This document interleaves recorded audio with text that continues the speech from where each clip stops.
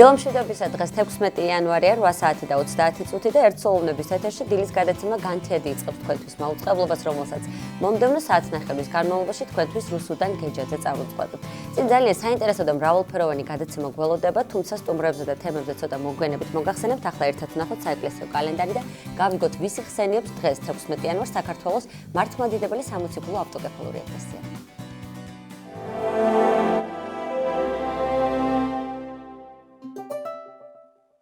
16 იანვარს წმინდა მართლმადიდებელი სამოციქულო ეკლესია მოიხსენიებს წმინდა ექვთი მეხუთისკაცს თაყაიშვილს, წმინდა იოანე ჭყონდიდელს, წმინდა წინასწარმეტყველ მალაქიას, წმინდა მოწამე გორდის, ღირს აკაკის სასწაულთმოქმედს, ღირს თომაიდას.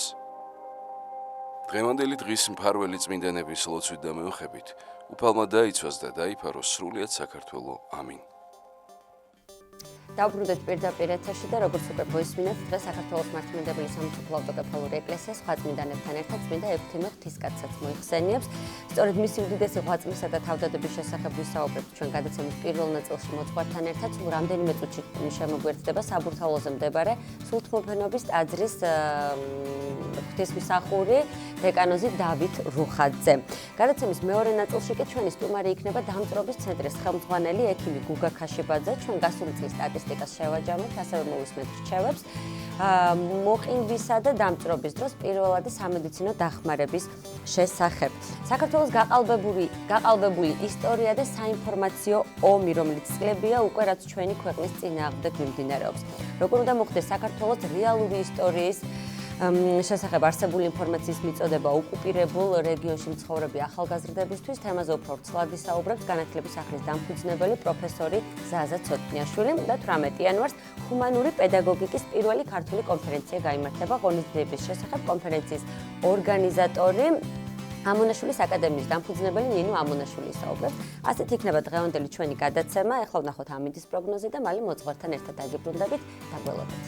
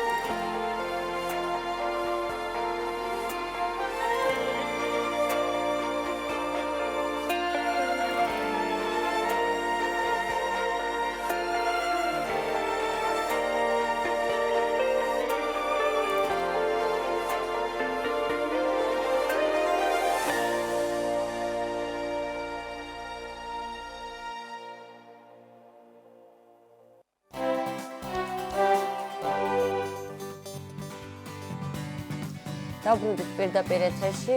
დიდი მადლობა ყველას, ვინც ჩვენთან ერთად იწყებთ დილას. გილოცავთ დღეს მოხსენებულ წმინდანთა დღეს და როგორც უკვე დაგვირდით, შემოგვერთდა საბურთალოზე მდებარე სულთმოფენობის ტაძრის ღვთისმსახური დეკანოზი დავით რუხაძე. დილომშვიდობისა მამა. მართლა დაგლოცოთ. დიდი მადლობა თქვენთან ერთად გილოცავთ დღეს მოხსენებულ წმინდანთა დღეს და ერთ-ერთ მათგანზე წმინდა ექვთიმე ღვთისკაცზე უნდა ვისაუბროთ დღეს. ექვთიმე თაყაიშვილი საქართველოს ერთ-ერთი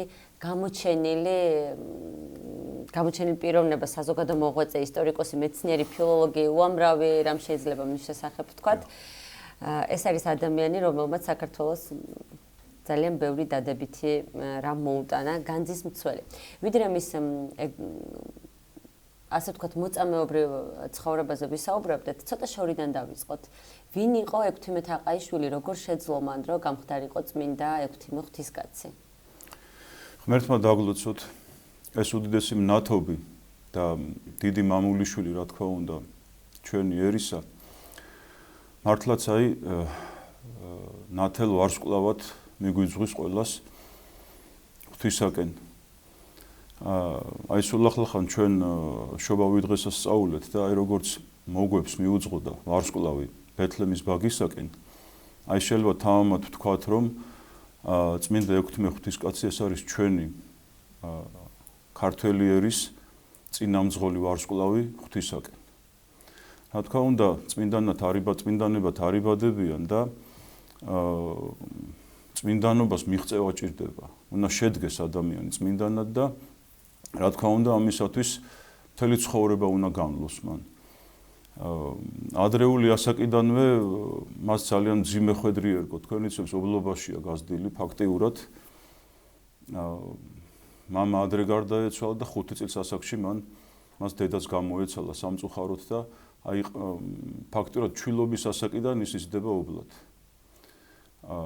და განსაკუთრებით ხაზგასასმელია ის მომენტი, რომ წმინდა ექვთიმე ღვთისკაცს ბავშვობიდან ჰქონდა მონდომება და სიყვარული წიგნის მიმართ, განათლების მიმართ, ნაკითხობის მიმართ. ეს ძალიან მნიშვნელოვანი მომენტია, იმიტომ რომ მომავალი თაობისთვის განსაკუთრებით, იმიტომ რომ თუ ადამიანს გულმოდგინება არ აქვს და არ ცდილობს ის, რომ გაიფართოვოს ცოდნის დიაპაზონი, რა თქმა უნდა, ბევრ რამეს ვერ მიაღწევს ის ცხოვრებაში. ბავშვობის ასაკიდანვე მან ესეთი გულმოდგინება გამოიჩინა სწავლის მიმართ, გულმოდგინება რომ არა მარტო ნიჭი არ იკმარებდა ცხადია და მრავალმხრივი განათლება მიიღო მან. ამას ძალიან დიდი მნიშვნელობა აქვს მის ცხოვრებაში. ესე იგი, ჯერ დაწყებული ოზურგეთის სამაზრო სასწავლებელი, სადაც ცნობილი პედაგოგები ასწავლიდნენ მაშინ და მათ შორის მას მოუწია ურთიერთობა წმინდა გაბრიელ ეპისკოპოსის ძმასთან, რომელიც იქ ცნობილი პედაგოგი იყო და ამის შემდგომ ის უკვე ფოთის სამაზრო გიმნაზიაში გადადის სასწავლად, ამის შემდეგ ამთავრებს ქუთაისის გიმნაზიას და ამის შემდეგ უკვე ის მიემგზავრება პეტერბურგის უნივერსიტეტში. წამოვიდგეთ, რომ მაშინდელ დროს პეტერბურგის უნივერსიტეტი იყო ესეთი კერა, ასე ვთქვათ, მეცნიერებისა, ცნობილი მეცნიერები, პროფესორები ასწავლიდნენ და იქ უკვე ისტორიულ-ფილოლოგიურ ფაკულტეტზე შედის, რასაც წარჩინებით ამთავრებს. 1887 წელს ის ბრუნდება უკვე სამშობლოში და აგრძელებს მრავალმხრივ პედაგოგიურ მოღვაწეობას. ანუ დაწყებული ბავშვობიდან ფაქტიურად სანამ ის მან არ დაამთავრა პეტერბურგის უნივერსიტეტი, სულ სწავლაშია ეს ადამიანი. სწავლობს და იღრმავებს ცოდნას. უკვე ცოდნით შეიარაღებული ის მერე თავისი გულმოდგინებით და თავის მამულიშვილობით, სამშობლოს სიყვარულით, რაც მთავარია და ღვთის სიყვარულით, ის ბრუნდება სამშობლოში და აგრძელებს მრავალმხრივ მოღვაწეობას. კერძოდ ჯერ ის მასწავლებლობით იწყებს, ხოლო შემდეგ იგი უკვე გადადის საზოგადოებრივ, ასე ვთქვათ, საზოგადოებისათვის სასარგებლო საქმიანობაზე. სწორედ აქედან იწყება ახალი ეტაპი წმინდა ექვთიმე ღვთისკაცის სწორედ ახალი ეტაპი, დიახ, ეს ხაზგასასმელია, რომ მის, ასე ვთქვათ, ცნობიერებაში იწყებს შემოსასწრე თემა, რომ მას უნდა მოეძიებინა და შეესწავლა მთელი ქართველი ერის შემოქმედება. ანუ ის კვალი, რაც ქართველმა დატოვა თავისი სისხლიანი ისტორიის მანძილზე. რომ ჩვენი იდენტობა, ჩვენი, ასე ვთქვათ, ფიტყოფადობა დაგვენახებინა მთელი მსოფლიოსათვის. მით უმეტეს თქვენ იცით, რომ მაშინდელ დროს რავი პერიოდია, რომ რუსეთის იმპერიის უღელქვეშ არის საქართველო, ძალიან მძიმე მდგომარეობად თმის ცდილობენ რუსები, რომ წაშალონ კვალი ქართველი არის იდენტობისა. თითქოს ჩვენ არაფერი გქონდა და მათ შემოიტანეს ჩვენთან რწმენაც, მათ შემოიტანეს ჩვენთან ასე ვთქვათ კულტურაც და ეს რომ ასე არ იყო, აი სწორედ მთელი მისი მცდელობა მიმართული იყო აქეთკენ რომ წარმოჩენილიყო ქართველი არის ის მთელი შემოქმედება, ის მთელი კულტურა, ის მთელი ასე ვთქვათ სულიერი ნაშრომი, რაც წლების მანძილზე ჩვენმა წინაპრებმა დაგვიტოვეს. აი სწორედ ეს არის წმინდა ექვთიმეღვთისკაცის მთავარი მიზანი, რომ მან ეს ყველაფერი მოაგროვოს და რა სფერო არ გინდა თქვენ რომ ჩამოვთვალოთ, სადაც მას არ მოღვაწეო. ეს არის ფილოლოგია, ეს არის ეთნოგრაფია, ისტორია, ნუმიზმატიკა, ფოლკლორისტიკა, თუნდაც ხომ აი ისტორია და აი მოიძია მთელ საქართველოში დადიოდა, აგროვებდა ამ ყველაფერს, არქეოლოგიურ გათხრებში ღებულობდა, ექსპედიციებში, მრავალ ექსპედიციაში მიუღია მას მონაწილეობა. კერძოდ ყველაზე დიდი მნიშვნელობა აქვს ორ მომენტს, რომ მან დააარსა 1889 წელს საეგზარქოსო მუზეუმი. აი წარმოიდგინოთ, სადაც ეს მთელი აი ამ წლების განმავლობაში შეგროვებული თვალსაჩინოება, ასე ვთქვათ, და ექსპონატები სწორედ აი აქ მოათავსა და აქ შეგროვდა ეს ყველაფერი, სადაც ხოლმე შეგროვებული იყო ეს ყველაფერი, სადაც თვალსაჩინოდ ყველა ნახავდა ამას. ამის შემდეგ უკვე რაც ყველაზე მნიშვნელოვანი 1907 წლისთვის დაახლოებით ის აარსებს ისტორიულ ეთნოგრაფიულ საზოგადოებას, რომლის მიზანიც არის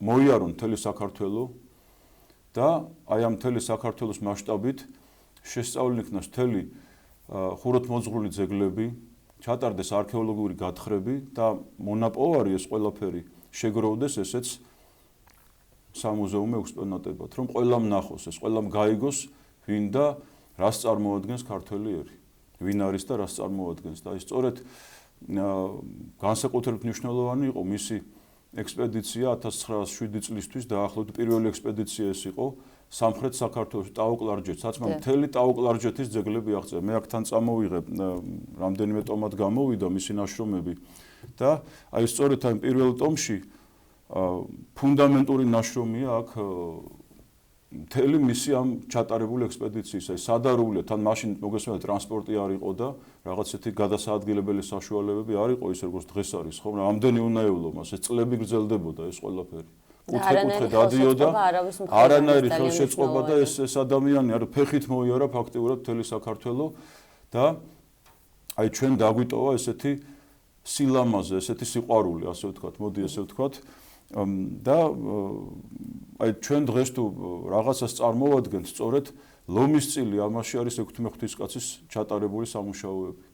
მის მიერ მოძიებული ასეთი უნიკალური მასალები, ასეთი ფუნდამენტური ნაშრომები, სადაც აი მთლიანად თითოეული წარწერა, თითოეული დეტალი, აი ტაო-კლარჯეთში მდებარე ტაძრებისა, ჩვენი, ეს იქნებოდა ოშკი, ბანა, ხახული, ხანძთა, ოთხთა ეკლესია, ხო აი ამ ტომში არის ყველაფერი მოცემული. მთლიანად წარწერებიდან დაწყებული ნახაზები აქვს, მაკეტები აქვს მოყვანილი და მოკლედ აი თავიდან ბოლომდე მან ეს ყველაფერი საოცარი ესეთი მონდომებით აღწერა. და ეს რა თქმა უნდა ჩვენ გვეხმარება იმაში, რომ როდესაც ადამიანი ამას ეცნობი, ხო უფრო მეტად გიყვარდება შენი სამშობლო და უფრო მეტად რაღაც გზნობ იმას, რომ აი თუ ჩვენი წინაპარი ასეთი ყავდა ჩვენც რაღაცით უნდა გავაგრძელოთ ეს გზა. იცით, აი ეს ამისკენ აგვანთებს ჩვენ წმინდა ექვთიმეღვთისკაცი. მამა დავით, აი ხშირად ვამბობ ხოლმე კითხვას, რომ როგორ მოვედით აქამდე და როგორ მოხდა ქართველი ერის თვითმყოფადობის შენარჩუნება იმ ჩვენი წარსულის ფონზე და ალბათ ესეთი ადამიანების დამსახურებაა, რომ ჩვენ კიდევ არც თუ ისე დიდი ნაწილი, მაგრამ მაინც შევინარჩუნეთ მამული ცენაც და სარწმუნოებაც. ვიდრე მის ცხოვრების კიდევ სხვა ეტაპზე გადავიდოდეთ. უფრო მნიშვნელოვანზე რა თქმა უნდა. უფრო მნიშვნელოვანზე. მინდა გკითხოთ, ერთია ამ ყველაფრის მოძიება და მეორეა შენარჩუნება, რომელიც ზოგჯერ უფრო რთულია ხოლმე ვიდრე მოძიება. ანუ მოძიებაში უფრო ძლიერები ვართ ვიდრე მის შენარჩუნებაში. გამომდინარე იქიდან, რომ წმინდა ექვთიმეღვთისკაცმა გაიარა მეორე მსოფლიო ომის შიმშილი დამცირება, ემიგრაცია, უამრავი გაჭირვება, მან არაფერი არ მოაკლო საქართველოს განძს. ეს კიდევ აბსოლუტურად სხვა ღირსება არის ადამიანში. ასაკურველია. ეს უკვე იცით რა, ეს თავდადება, თავგანწირვაა. და თავგანწირვა ერთ-ერთი მნიშვნელოვანი ატრიბუტია მოწამეობისა. აი უკვე 21 წლიდან დგება ძალიან მძიმე პერიოდი ჩვენი ქვეყნის ისტორიაში, როდესაც უღმერთო ხელისუფლება მოდის და მათთვის სიწმინდეს არაფერი წარმოადგენს და სწორედ აი აქ წმინდა ექვთიმე ღვთისკაცი მიდის ემიგრაციაში, მიაქვს მას მთელი საგანძური. ანუ მთელი ქართველი არის ნაკვალევი, ასე ვთქვათ. მოდით ესეთი სიტყვა ვთქვათ, ნაკვალევი ქართველი ერისა და აი წარმოვიდგინოთ, რომ 1921 წლიდან ვიდრე 45 წლის აპრილამდე, სანამ ის არ ჩამობრძანდა საქართველოში, მანამ ურთულესი განსასწრების დათმენა მოუხდა მას იმისთვის, რომ ეს ყველაფერი შეენარჩუნებინა და უცვლელად ასე ვთქვათ, დაცული ჩვენამდე მოსულიყო. და რა თქმა უნდა, ეს ურთულესი იყო მაშინდელ დროში, იმიტომ რომ გამოგეხსენებთ, რომ ჩვენ ემიგრაციას ისაც უჭირდა ამ საგანძურის შენახვის პირობები იყო ძალიან მძიმე და რა თქმა უნდა, გადასახადი იყო ამისთვის, რომ მათ დაეცვათ ეს ყველაფერი, სადაც ინახებოდა და ექვთიმე ღვთისკაცი რაც უხდებოდა ბოლოს რაღაცის გაღება იმისთვის, მატერიალური საშუალების გაღება იმისთვის, რომ ეს ყველაფერი ყოფილიყო დაცული და შენახული და არავის ხელი არ ეხლო არაფრისთვის და აი ამ 8 წელში რა თქმა უნდა მას განამტკიცებდა თავად კაცნუყვარი ღმერთი, იმიტომ რომ ადამიანი ღვთის მოშიშია, ის განიზრახავს დაუშვათ ღვთისსათნო საქმეს, რა თქმა უნდა უფალი ეხმარება მას და ამ განსასწრების წინააღმდეგ გარკვეულად ესეთი მედეგობით აღჭურვავს და ესეთი წარმოიდგინეთ, რომ მან პირადი ცხოვრება დადო სასწორზე. მისი და მისი მეუღლის. აი სხვათა შორის კარგ თემამდე მივედით. ჩვენ არაერთხელ ამ ეთერითაც გვისაუბრეთ წმინდა ექვთიმე ღვთისკაცის შესახებ, მისი დამსახურების 8 წლის შესახებ, თუმცა ყოველ ჯერზეც საუბრის დროს მე მიჩნდება ხოლმე ძალიან დიდი მადლიერების და სიამაყის განცდა, როდესაც მასზე ვსაუბრობთ. თუმცა მაინც მგონია, რომ ჩვენ მას არ ვიცნობთ კარგად როგორც პიროვნებას. ვიცნობთ როგორც საზოგადო მოღვაწეს, როგორც მეცნიერს, თუმცა როგორც ერთ ჩვეულებრივ კაცს, პიროვნებას, მეუღლეს ჩვენ მას არ ვიცნობთ. არა და მისი წერილებიდან ჩანს, რომ ის იყო უსაზღვროდ მოსიყვარულე მეუღლე და მისმა მეუღლემაც არც თუ ისე მცირე წვლილი შეიტანა ამ განძის დაცვაში. საოცარი მეუღლეობა ქონდათ თქვენი გადასახედიდან. იცით რომ მან იქორწინა ივანე პოლტორაცკის ასულზე ნინოზე და მთელი ცხოვრება ეს ადამიანი იყო ერთგული თავისი მეუღლის. რა თქმა უნდა მეუღლეს რომ არ ყვარებოდა და საოცარი სიყვარული ჰქონდა თუ ერთმანეთის. საოცარი ცოლმქრობა ჰქონდათ, საოცარი მეუღლეობა ჰქონდათ, რომელიც ალბათ აი თანამედროვე ქრისტიანისათვის, თანამედროვე ადამიანისათვის არის მართლაც მისაბაძი მაგალითი ჩვენთვის.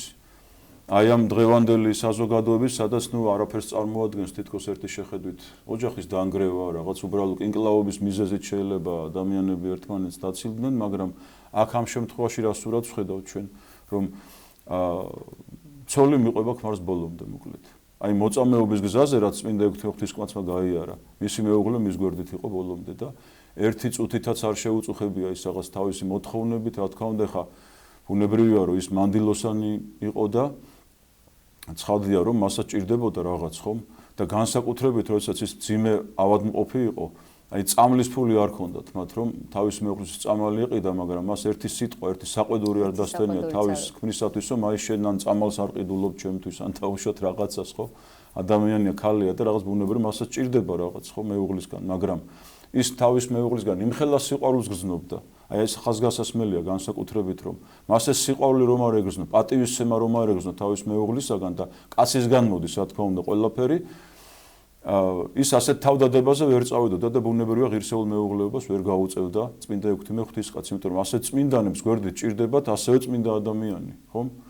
თორემ მარტო მამაკაცის უკან ყოველთვის ცხადია და ადამიანი რომელიც ამაში გაუგებს და ხელს შეუწყობს და სწორედ მეუღლემ უნდა გაგიგოს და ხელი შეგიწყოს, მაგრამ შენ თუ არა გაქვს ღირსება და ღირსეულად არ იქცევი, მაგალითი შენ ხარ მისთვის, ასე რომ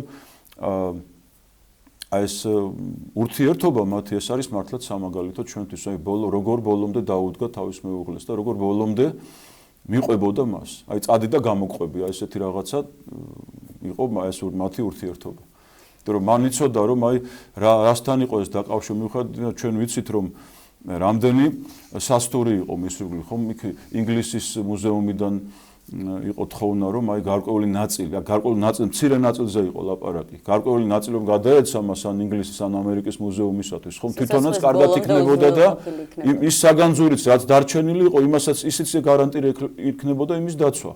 მაგრამ ამაზეც არ წავიდა ეს ერთი პატარა თვალი არ მოვაკლო იმ დიდ საგანძურს და სწორედ ეს არის მოწამეობა, იცით, აი მოწამეობა ზოგადად რა არის, რომ აი ადამიანმა როცა იცი რაზე მიდიხარ, იცი რომ ამას რა მოყვება. ეს ყველა ამაზე შენ ნაფიქრი გაქვს და მაინც მიდიხარ ამ ნაბიჯზე, ირჩევ შენ ეკლიან ვიწრო გზას, რომელზეც იცი რომ შენ იქ შეიძლება ვიღაცა გარდაგეცვალოს, რაღაცა მოხდეს, მაგრამ მაინც მიყვები. აი როგორც მაცხოვრი ბრძანებს, რომელსაც უნებს შემოდგომოთ ჩემ და უარყავ თავითვისი აღიან ჯვარი და შეუმიდექინ მე. აი სწორედ 6 ღვთისკაცის მთელი ცხოვრება იყო სწორედ აი ამ სახარებისეული ქრისტეს სიტყვების საქმით და საქცელით აღსრულება. და სწორედ ამიტომ არის ის მოწამე და სწორედ ამიტომ ის შეუერთდა წმინდათა დასს. და დგება 1945 წელი დასრულდა მეორე მსოფლიო ომი და ბრუნდება საქართველოში, თუმცა აქაც არ ხვდება მას ხელგაშლილი საზოგადოება. როგორ გრძელდება მისი ცხოვრება ემიგრაციიდან სამშობლოში დაბრუნების შემდეგ? როდესაც ის დაბრუნდა სამშობლოში, მაშინ რა თქმა უნდა, აი ამ გავლილმა წლებმა, ამ გავლილმა დევნამ, რა თქმა უნდა, მის ჯანმრთელობას, მის ასაკსაც ცხადი ასაკოვანი ადამიანი იყო, მოხუცებული იყო, უკვე დაღი დაასვა და ტანსაცმელიც არ ქონდა, წარმოიდგინეთ თქვენ წესი რომ ჩამოსულიყო ტანსაცმელი რაღაც ითხოვა რომ ესეთი ნორმალურად იმისთვის მიეტანათ რაღაც ნორმალური ტანსაცმელი რომ იმით ჩამოსულიყო ტრაპიდან თვითფრინავიდან და ოსეს ჩამოფრინდა სამშობლოში აპრილის თვეში 11 აპრილს 1945 წლის ის მიწას ემთხვია წარმოიდგინეთ დაიჩოქა პირველად მან გააკეთა სამშობლოს მიწას ემთხვე რამე თუ ეს იყო 24 წლიანი განშორების პერიოდი სამშობლოდან და რა პერიოდიდან და ეს დაბრუნდა თითქოს ერთი შეხედვით ყველაფერი კარგად წარიმართა დასაწყისში მას ის უნივერსიტეტის აღადგინეს და ესეც მნიშვნელოვანია რომ ის არის თბილისის სახელმწიფო უნივერსიტეტის ერთ-ერთი დამაარსებელი როგორც სიტყვიან სათავეებთან იდგა ის აი ამ დიდი ჩვენი ცოდნის ტაძრის დაარსებაში იმ დიდ მეცნიერებთან იმ დიდ მამულიშვილებთან ერთად რომლებიც მაშინ აი კორიფეები იყვნენ საქართველოს მეცნიერების და ზოგადად ადამიანობის და ისიც მათთან ერთად იყო და პირველი პროფესორია თბილისის სახელმწიფო უნივერსიტეტის და აღადგინეს ეს უნივერსიტეტში მისცეს მას რა თქმა უნდა დრო და საშუალება იმისი რომ მას კიდევ ერთხელ მოესწრო ის წლები რაც დარჩენილი ქონდა გადაეცა გამოცდილება მომავალი თაობისათვის მაგრამ აი მაინც სიბერე მაინც გაუმწარდა მას იმიტომ რომ ბოლო პერიოდში მისი ცხოვრების დაიწყო მისი კვლავ არნახული დევნა და ფაქტობრივად ის დათხოვილი იქნა უნივერსიტეტში შინაპატირო მიუსაჯეს მოხუცებულ ადამიანს რომელსაც სიარულიც არ შეეძლო ბავშვობიდან კოჭლი იყო თქვენ იცით ეს რომ ბავშვობიდან ის პატარაობის ასაკიდან ხიდან ჩამოვარდა და ბოლომდე ის სიცოცხლის ბოლომდე ის ყავარჯნით დადიოდა და რა უნდა დაეშავა ხა უმწეო მოხუც რომელიც ეს იყო დამცირების კიდევ ერთი ფორმა რასაკვირველია და მასთან ურთიერთობაც აუკრძალეს ადამიანებს საშიში იყო მასთან ურთიერთობა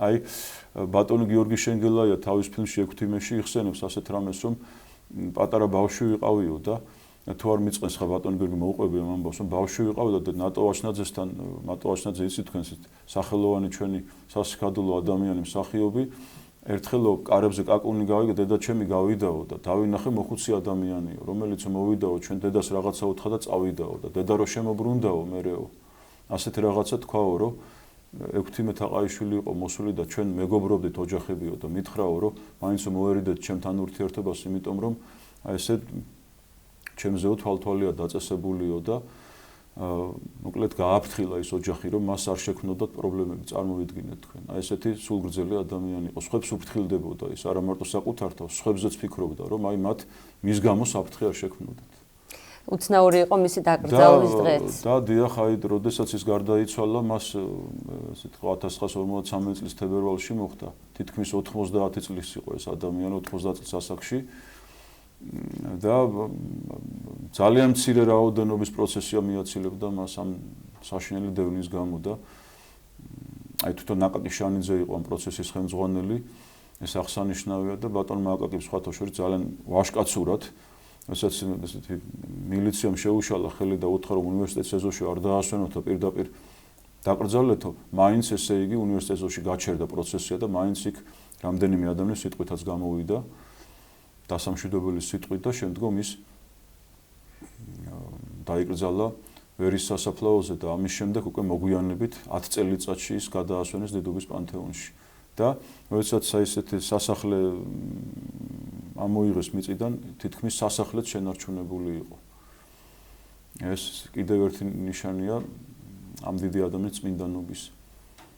და მოგვიანებით, რა თქმა უნდა, ეს უკვე თანამედროვე უახლეს ისტორიაში მისი უწმინდესობის და საქართველოს ეკლესიის წმინდა სინოდის მონდომებით და მათი განჩინებით 2002 წელს ეს დიდი ადამიანი, დიდი მამულიშვილი ჩვენ და მნათობი საქართველოს ეკლესიისა და ქართველი ერისა შეირაცხა წმინდათა დასში. რომელსაც რა თქმა უნდა ჩვენ აი დღეს აღინიშნა რომ მისი ხსენება ტაძარიც არის თბილისში. ხატიც დაიწერა და გვინათებს ეს ადამიანი გზას ჩვენ, რა ვიცი, ახლა ესე შეიძლება ვთქვათ, მთელ ქართველებს, მთელ ადამიანებს, ვისაც გვინდა ჩვენ და ვისაც გწყურია ჩვენ ქართველობა, სწორედ ასეთ მაგალითებზე უნდა ცხოვრობდეთ და ვიზრდებოდეთ და აი ეს სიყვარული, რაც მან დაგვიტოვა, ეს თავისი მთელი შემოქმედება, ხომ ეს არის მართლაც ესეთი ელვასავით გაკრთა საქართველოს ისტორიაში, რომ ნათელზე ჩვენ ახლა დღესაც ვიზრდებით. თქვენ როგორც აღნიშნეთ, ის საქართველოს ეკლესიის წმინდა სინოდმა წმინდანად შერაცხა და ეს იყო ალბათ ერთგვარი მადლობაც ქართველი ერის მხრიდან. მოკრძალებული მადლობა ეკლესიისა და ქართველი ერის მხრიდან მისი ღვაწლის მიმართ. მამა დავით, ჩვენი საუბრის დრო ფაქტიურად იწურება, თუმცა მაინც მინდა გკითხოთ, როდესაც ესეთ ადამიანებს გვაძლევს ღმერთი, გვაძლევს ალბათ გვეუბნება, რომ რაღაც უნდა ვისწავლოთ მათგან. წმინდა ექვთიმე თაყაიშვილი წმინდა ექვთიმე ღვთისკაცი იყო ადამიანი, რომლისგანაც ფაქტურად ყველაფრის სწავლა შეიძლებოდა, თუმცა მაინც რა შეიძლება რომ თანამედროვე ადამიანმა აიღოს მისგან. 21 საუკუნეში, როდესაც ფაქტიურად ყველანაირი ფასეულობა დავივიწყეთ. პატრიოტიზმზე. ძალიან კარგი შეკითხვა, ერთგვარ რეზიუმესავით გამოგვივიდეს ჩვენ. პირველი და უმთავრესი ეს არის გულმოდგინება და წიგნიერება. რომ ადამიანი უნდა ცდილობდეს იმას, რომ იყოს ნაკითხი და ცოდნის მიღება იქნება ეს თუ რაიმე ნებისმიერი საქმიანობის შესრულება, ეს სრული გულმოდგინებით და საკუთარი თავის გადადებით უნდა კეთდებოდეს. აი პირველი ეს უნდა ვისწავლოთ ჩვენ. გულმოდგინება, ნაკითხობა და თავგანწირვა. იმიტომ რომ რა თქმა უნდა ნებისმიერი ცოდნის დიაპაზონის გაფართოება ნებისმიერ სფეროში ადამიანის ეს მოითხოვს ცხადია თავგანწირვას, მოითხოვს შრომას. აი მათ ხორი ბრძანებს სახაროს სასველიცათა იძულების და რომელი აიძულებენ მათ მიიტაცონ იგი. აი სწორედ ამას გვასწავლებს ჩვენ ექვთიმე ხუთად პირველი და უმთავრესი. შემდეგ ეს არის რა თქმა უნდა დიდი შრომა. ანუ უშრომლად არაფერი მიიღწევა. შრომის შედეგია ყველაფერი. შეიძლება ადამიანი იყოს ნაკითხი, შეიძლება იყოს წიგნიერი, მაგრამ არ იყო შრომელი და იყო ზარმაცი და ეს ყველაფერი დაკარგო შენ. აი სწორედ ექვთიმე ღვთისკაცი მთელი თავის ცხოვრება შრომობდა, მთელი თავის ცხოვრება მუშაობდა, წერდა, გონებას ავარჯიშებდა, ხომ? აი ესეც გარკვეული სწავლა გამომდინარეობს მისი ცხოვრებიდან, რომ როგორები უნდა ვიყოთ ჩვენ. ერთგულება, აი მეუღლეობა ვახსენეთ ჩვენ, როგორი ერთგული უნდა იყოს ადამიანის საკუთარი მეუღლის, საკუთარი ოჯახის. აი როგორი მტკიცე ოჯახი ქონდათ მიუხედავად იმისა, რომ მათ შვილი არ გასჩენიათ, ხომ? ესეთი როგორი სიყვარული ქონდათ სიცოცხლის ბოლომდე მათ ერთმანეთის, რომ ერთმანეთი არ მიატოვეს და ერთმანეთს ბოლომდე უერთგულეს დიდი სიყვარულით. და ყველაზე მთავარი და უმთავრესი ეს არის ის, რომ ადამიანმა არ დაკარგოს იმედი ღვთისა. არ დაკარგოს არასოდეს იმედი ღვთისა და იმედი, რა თქმა უნდა, საკუთარი შესაძლებლობების, რომ როდესაც ადამიანს აქვს ღვთის იმედი, რა თქმა უნდა, ღვთის იმედზე დაყრდნობით მას შეუძლია რაღაცის კეთება, სიცოცხლის ბოლომდე სანთელივით უნდა იწოდეს და სხვასაც უნათებდეს გზას. დიდი მადლობა. გილოცავთ კიდევ ერთხელ. ერთად დაგლოცოთ რუსუდან, დაგლოცოთ ყველა, მთელ საქართველოს მინდა მიილოცოთ გავლილი დღესასწაულები და შეგვეწიოს მინდა ექვთიმე ღვთისკაცი, მისი შრომა და მისი ღვაწლი. დიდი მადლობა თქვენთან ერთად. შევახსენებთ ჩვენს ტელემაყურებელს, რომ წმინდა ექვთიმე ღვთისკაცის ცხოვრების შესახებ საუბრობდა სულთმოფენობის ტაძრის ღვთისმსახური დეკანოზი დავით რუხაძე. ახლა ჩვენს ეთერში 9 საათიანი ლოცვის დროა და მომდევნო სტუმრის აგიბრუნდებით დაგველოდეთ.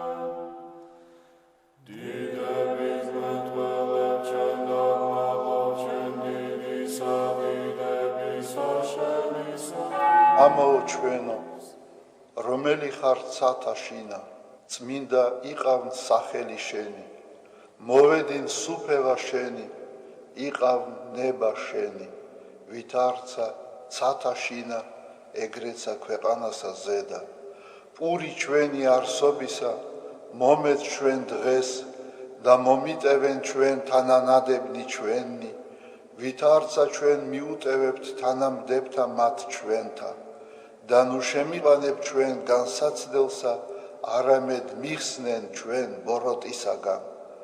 რამე თუ შენი არს სუფევა, ძალი და დიდება, მამისა, დაძისა და წმინდისა სულისა, აც და მარადის და უკუნითი უკუნისამდე.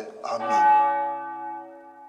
მიწყალე მე ღმერთო, დიდითა წყალობითა შენითა და მრავლითა მოწყალებითა შენითა ახოცე უჯულოებაი ჩემი.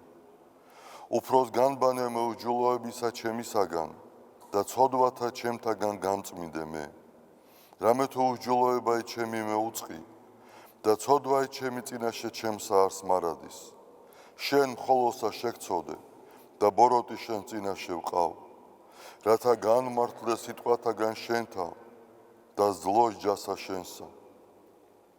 რამე თუ ესე რა უჯულოებათა შინა მიუდგა და ცოდვათა შინა მშამე დედამან ჩემა. რამე თუ ესე რა ჭეშმარიტება შეიყვარე, უჩინონი და დაფარონი სიბნისა შენისანი გამომიცხადენ მე. მასხურო მე უსუბითა და განწმინდე მე.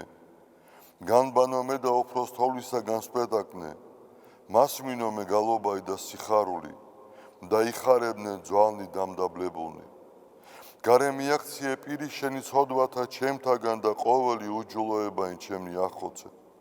გული წმინდა დაბადე ჩემთანა ღმერთო და სული წრფელი განმიახლე გვამსა ჩემსა. ნუ განმაგდებ მე პირისა შენისაგან და სულსა წმინდასა შენსა ნუ მიმიღებ ჩემგან. მომეც მე სიხარული მაცხოვარებისა შენისა და სულითა მთავრობისათა დამამტკიცე მე. ვასწავლე უჯულოთა გზანი შენი და უღმრთონი შენ და მოიქცენ. მიხსენ მე სიცხთაგან ღმერთო, ღმერთო ცხოვრებისა ჩემისაო. იხარებდეს ენა ჩემი სიმართლესა შენსა, უფალო, ბაგენი ჩემნი აღახვენ და პირი ჩემი უთხრობდეს ქებულებასა შენსა. რამე თუ უკეთუმცა გენება, მსხვერპლი შემცა მეწირა, არამედ საკვერთხი არ აგთნდეს. მსხვერპლი ღმრთისა არს, სული შემოსრული, გული შემოსრული და დამდაბლებული ღმერთმან არა შეურაცხყოს. კეთილი უყვა უფალო ნებითა შენითა სიონსა და აღეშენენ ზღუდენი იერუსალიმისანი, მაშინ გთნდეს მსხვერპლი სიმართლისა შესაწირავი და ყოვლად დასაწველი, მაშინ შესწირნენ საკურთხეველსა შენსა ზედა ზვარაკნი. დიდება მამასა და ძესა და წმინდასა სულსა, აწდა მარადის და უკუნითი უკუნისამდე. ამინ. ალილუია, ალილუია, ალილუია, დიდება შენ და ღმერთო. ალილუია, ალილუია, ალილუია, დიდება შენ და ღმერთო. ალილუია, ალილუია, ალილუია, დიდება შენ და ღმერთო ჩვენო, დიდება შენ და. ღვთისმშობელო ქალწულო გიხაროდენ, მიმადლებულო მარიამ უფალი შენთანა, კურთხეულ ხარ შენ დედათა შორის და კურთხეულ არს ნაყოფი მუცლისა შენისა, რამე თუ მაცხოვარე გვიშევ სულთა ჩვენთა. უფალო, დიდება შენ და ღმერთო, გაამთლიანე და გადაარჩინე საქართველო. უფალო, დიდება შენ და ღმერთო, გაამთლიანე და გადაარჩინე საქართველო. უფალო, დიდება შენ და ღმერთო, გაამთლიანე და გადაარჩინე საქართველო.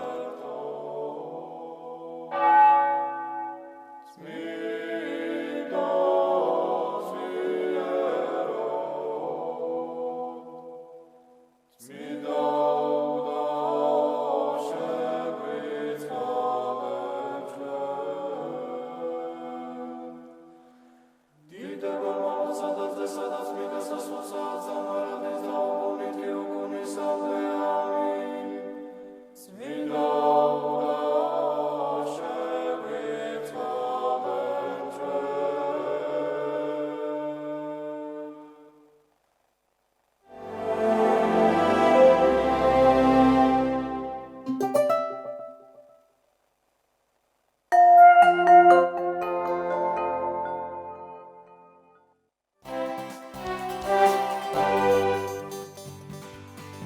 დაბრუნდით პირდაპირ ეთერში, გრძელდება ჩვენი გადაცემა ძალიან საინტერესო თემით. დილომშვიდობისა ყველას, ვინც ახლა შემოგვერთდით და წარმოგიდგენთ ჩვენი გადაცემის მომდევნო სტუმარს, დამწრობის ცენტრის ხელმძღვანელს, ექიმ გუგა ქაშიბაძის. დილომშვიდობისა ბატონ გუგა.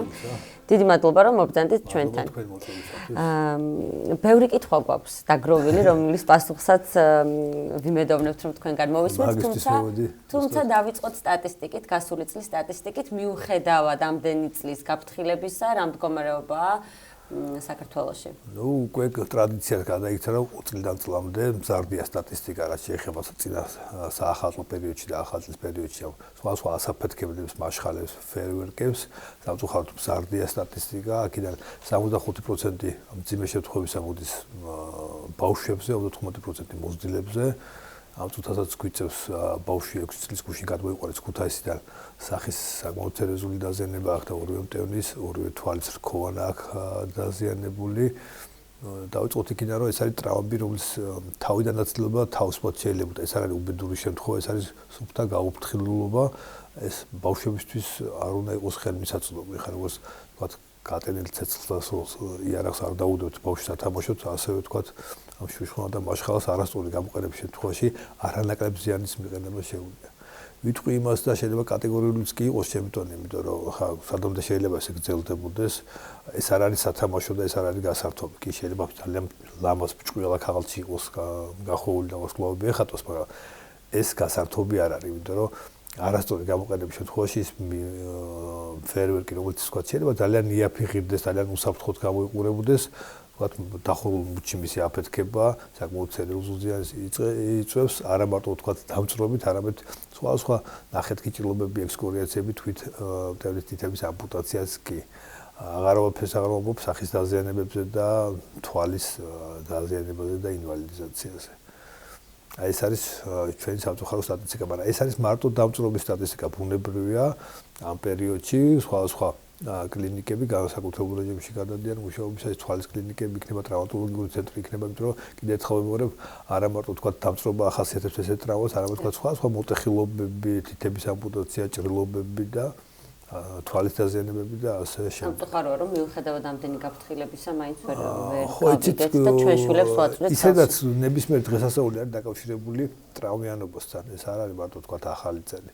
ნებისმიერ დღესასწაული. როდესაც საზოგადოება ისვენებს, თქვენ მუშაობთ მაინც. ყურადღება არა მარტო ჩვენს ტრავმპუნქტები ნებისმიერ, იმიტომ რომ ყურადღება მოდუნებულია ეგ დიასახლისი სადელების სამზადებს, მამა იქ ოჯახის მამა ღვინოს სინჯავს ან აბახუსევია, ბავშვებს არ დადებები აქვს, ყურადღება აკლდებათ და ისედაც ამახალწელს ამას ემატება კიდე ეს მაშხალები, რომელიც რა ვიცი, ხო, მესმის რომ ქართველებს სადღაც ტრადიციაში გვაქვს ეს თოფის სროლა და ხმაური, იმიტომ რომ კალანდობაზე, ახალწელს, ვაჟიანობაზე თოფს ვისროდით, მაგრამ თუ არის რაღაცნაირად ეს ტრადიციები შევცვალოთ და რაღაც გაცილებთ უფრო უსაფრთხო იყოს, იმიტომ რომ მე არ მესმის ტრადიციის, რომელიც თუნდაც ერთი ბავშვის თითების დაკარგვად ღირს.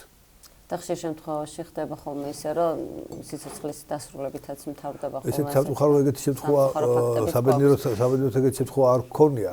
თუმცა მეწუნეთ დანიჭვაზე გავდივართ ხოლმე, იმიტომ რომ ისეთი დაზიანებები ხა 2 დეკემბერში შემოიყვანა ჩვენთან ბავშვი, რომელსაც 4 წლის ბავშვი ქვაფში ჩააბგდო ასაფეთქებელი და აისხდა და სახის არეში მოხვდა.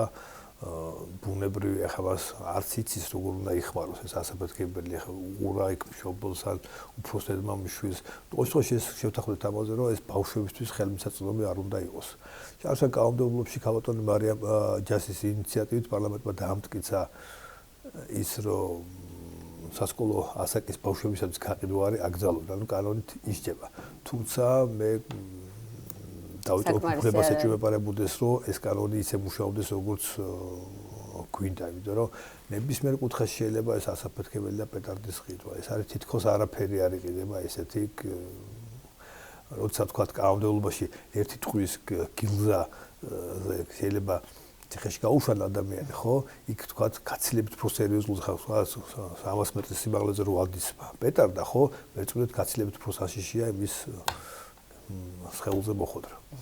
ბატონ გოგა, ოდნავ თემა რო შევცვალოთ, დამწრობაზე და ესეთ დაზიანებებზე ძირითადად ზაფხულში უფრო გავაქტიურდებით ხოლმე, მედია მათ შორის მედია საშუალებებით, რატომღაც მზესთან ასოცირდება ხოლმე უფრო ხშირად. თუმცა ზამთარშიც არანაკლები შემთხვევებია დამწრობის. თერმულ დაზიანებას საერთოდ ტალღობად ახასიათებს ხოლმე, ვერ ვიტყვი რომ ზაფხულში უფრო მეტი უფრო დატვირთულები ვართ, ზამთრის პერიოდში დატვირთვა გაცილებით უფრო მეტია ხოლმე, ეს ჩანს თითქოს მარტო ვთქვათ ზედამწრობას გურალობთ. იმიტომ რომ ვთქვათ ზამთარში ცივა, გაზის გამათბობლები, სხვადასხვა ბუნებრივი აირზე მომუშავე გამათბობლები, ბენზინი, საჭმლის სახარშები, იმიტომ რომ ესე განსაკუთრებით ელექტროქურები, ეხლა ჩვენ და სამწუხაროდ ახალი ტენდენცია შემოვიდა, ეგრეთ წოდებული გაზის გამათბობლები კარმას და მის მსგავსი ტიპის გამათბობლებს ხსნიან დამცველს, ეს გარდან უკეთია მას ხუფი. დამცველი იმიტომ უკეთია, რომ არ დავიწვათ და ჩვენი ბავშვი არ დაიწვას. ხსნით, იმიტომ რომ შიგნით ღუმელი სიმხურვალე გამოდის. არა და ესე არ არის, ხა რაც არ უნდა ჭკვიანები ვიყოთ და შმაკები ვიყოთ, კარმის ინჟინერს ვერ აჯობებ, იმიტომ ეს დამცავი ხუფი არის, იმიტომ რომ საკმაოდ სერიოზული დამწრობა არ მივიღოთ, იმიტომ რომ შიგნით ღუმელი ძალიან მაღალ ტემპერატურაზე ცხელდება და ოდნავ მიკარებაც კი წარმოიდგინეთ სახე იქნება თუ მტევანი იქნება, საკმაოდ სერიოზულ დაზიანებას იწვევს. და არც არის ეს რომ დამცავ ხუფს მოხსნიდა უფრო სითბო იქნება სახში. ესე არ არის. ანუ ის მიზანი ისაც ვაკეთებთ, ხო? და უკვე მე რამდენი შემთხვევა აქვს, უკვე დაზიანებას ვცნობთ კიდევაც, იმიტომ რომ რაღაც იქ 4 ძალიან ადვილი მოსახსნელია, გვერდზე გადადებენ და გონიათ რომ სახში უფრო სითბო არის და წყალად არის. არა და მშობლის მოვალეობა არის პირველი რომ გარემოშია ფასოს კრიტიკული თვალით შეხედოს და რამდენად არის უსაფრთხო ეს მისი ბავშვისთვის. მე როგორ არის ცით 2 წლამდე ბავშვები ვათხელს რო დაადებს ცხელსაგანს იმ წუთას კი არის ვერ ხვდება რომ ხელი უნდა აიღოს და ამით გადაეჩინოს თავი იწყებს ტირლეს და ხელი აქ წარმოიდგინეთ მიწებებული ამ გამოთხოვს საშინელი ტრავმებია ამაზეც ბუნებრივია ძალიან ყურადღება ცოტა ისეთ მძიმე ეთერი გამოგვივიდა მაგრამ თუმცა ეს არის ჩვენი რეალობა ბატონ გოგა ძალიან ბევრი მითი არსებობს პირველადი დახმარების შესახებ დამწრობის დროს და მე ცხადია ყოველას არ ჩამოვთვლი თუმცა საინტერესოა როგორია რეალურად როგორ უნდა მოვიქცეთ ვისაუბროთ უკვე როგორ არ უნდა ჯობია რომ საერთოდ არ მივიღოთ დამწრობა ეს არის თუმცა თუ მივიღეთ ეს არის ტრავმები რომელიც 80% თავიდან აცლება თავისუფლად შეგვიძლია თუ მეტად ვიქნებით გაფრთხილებულები და დაახლოებით 20% არის ხოლმე თქვათ უბედური შემთხვევა, როდესაც თქვათ ქუჩაში მივიდივართ და ასფალტის ქვეშ კაბელი აგვიფეთქდება, იმას ჩვენ წინასწარ ვერ ვაკონტროლებთ, უნდა გავიაროთ, რომ მაგრამ როდესაც თქვათ 100 სანტით ბენზინის დონეში ამოწმებ, ხო, იქ რომ სესხლი მოგვიკიდება, არც უნდა გაგიკვირდეს ძალიან. თუ მაინც მივიღეთ პირველი დახმარების სახით ეს არის დაჩილება სწრაფად ამ დამწვარი ქსოვილებიდან ტანსაცმლის მოცილება და გამდინარე ცივი წყალი, რათა მოხდეს გაგრილება იმ დამწვარი უბნების იმიტომ რომ რამოდენიმე წუთის განმავლობაში ამ ტემპერატურის მოქმედება ვთქვათ გრძელდება. შემდგომში ანტიბაქტერიული დამწრობის საწინააღმდეგო მალამა რომელიც ჯობია რა თქმა უნდა ყველას კონდეს აფთიაქში ოჯახის საოჯახო აფთიაქში ბუნებრივია ჯობია რომ კონდეს ჯობია რა თქმა უნდა რომ ეს აფთიაქში იყო შეძენილი და რაღაცა ჩვენ მიერ შექმნილი და კარმის დამცავის მოხსნესავით არ გამოგვიდეს, იმიტომ რომ იმასაც ვერ ვიტყვით, რა ძალიან ცოტა საქართველოში ისეთი ადგილი, სადაც აფთიაქი ხელმისაწვდომი არ იქნება თან თუნდაც 24 საათიანი. მესმის რომ შეიძლება იყოს მიუვალებლებში არ არის, მაგრამ ნუ იმიტომ ეს კიდევ უფრო ართულებს ეს თვითმკურნალობა და რაღაც ფანტაზია გაშლა მაგ ბრძოლის ველზე კიდევ უფრო ამძიმებს ხოლმე მდგომარეობას, იმიტომ რომ დაახლოებით 30% ჩვენთან პაციენტების მოდის დაგვიანებით, რაც არ უნდა საოცარი იყოს, არა და კანი გეწვის ტკივილი და ყველაფერი გეუბნება, ყველა ნიშნები.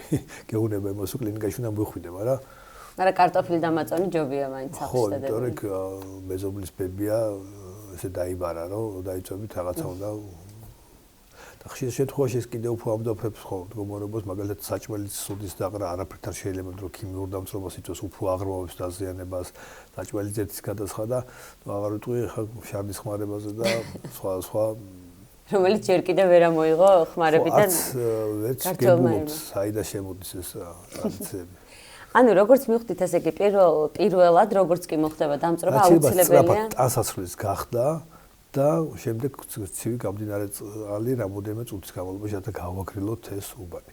როგორც წესი ბავშვები წვებიან ხოლმე სამწლამდე ბავშვები საჭმლის დახარშით, ცხელი წყლით, ყავით, ჩაით და მოზრდილები იღებენ დაზიანებას სხვა გაზის აფეთქების შედეგად, ნავთობპროდუქტების აღლების შედეგად ხანძრით და ასე შემდეგ. ბატონო გოგა, საინტერესოა ეს შეიძლება უშუალოდ თქვენ სფეროს არ ეკუთვნის, მაგრამ მაინც აი, როდესაც ადამიანის სახე ეწოება, რამდენად მარტივია მე ამ სახის ძველი სახის დაბრუნება. ანუ სამედიცინო ტექნოლოგიები რამდენად იძლევა იმ შესაძლებლობას, რომ ადამიანს, რომელსაც საკმაოდ მძიმე დაზიანებები აქვს სახეზე და ამას მე ძალიან განიცდიან, დამეთანხმებით ალბათ საშინელი დეპრესია მოყვება, როგორ ხდება, რამდენად მარტივია სახის დაზიანება ყოველთვის რთულია ხოლმე, იმიტომ რომ სახი დამტევნების წარმოადგენს არამატო ფუნქციურ არეს, არამედ ესთეტიურ არეს, რომელიც დასასრულით არ იმალება. ამიტომ ყოველთვის ძალიან დიდი მნიშვნელობა ენიჭება ხოლმე სახის დაზიანებას. დავუხავთ სახის ხმარ დაზიანებას, როგორც არის მესამე, მეოთხე ხარისხი ხოლმე, ის სახის შეცვლა, ანუ ის სახის დაბრუნება, რომელიც დავწუნდა ქონდა, ფაქტობრივად შეუძლებელია ხოლმე. ესეთ პაციენტებს წლების განმავლობაში ჭირდებათ რიგი ოპერაციების გაკეთება, რათა თქვა შენარჩუნდეს მისი ესთეტიური მხარე და ფუნქციური არე.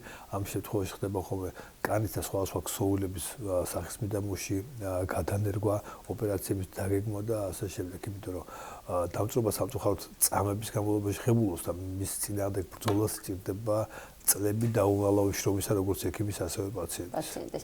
და ბატონ გოგა, ის ძალიან რომ არ დავამძიმოთ დღევანდელი ჩვენი ეთერი, ზამთარია, მთის კურორტების სეზონი მოდის, დაიწყება ახლა სათხილამურო შეჯიბრებები და საინტერესოა როგორ უნდა დავიცვათ თავი მოყინვისგან. ხო, მოყინვისგან რომელიც დამწრობას სხვათა შორის რაღაც. ესე თერმული დაზიანება, დაბალი ტემპერატურა ამ წუთას გვიწევს ერთი პაციენტი, რომელსაც კანის განარგვა გაუკეთეთ, ტერფების მოყინვა მიიღო.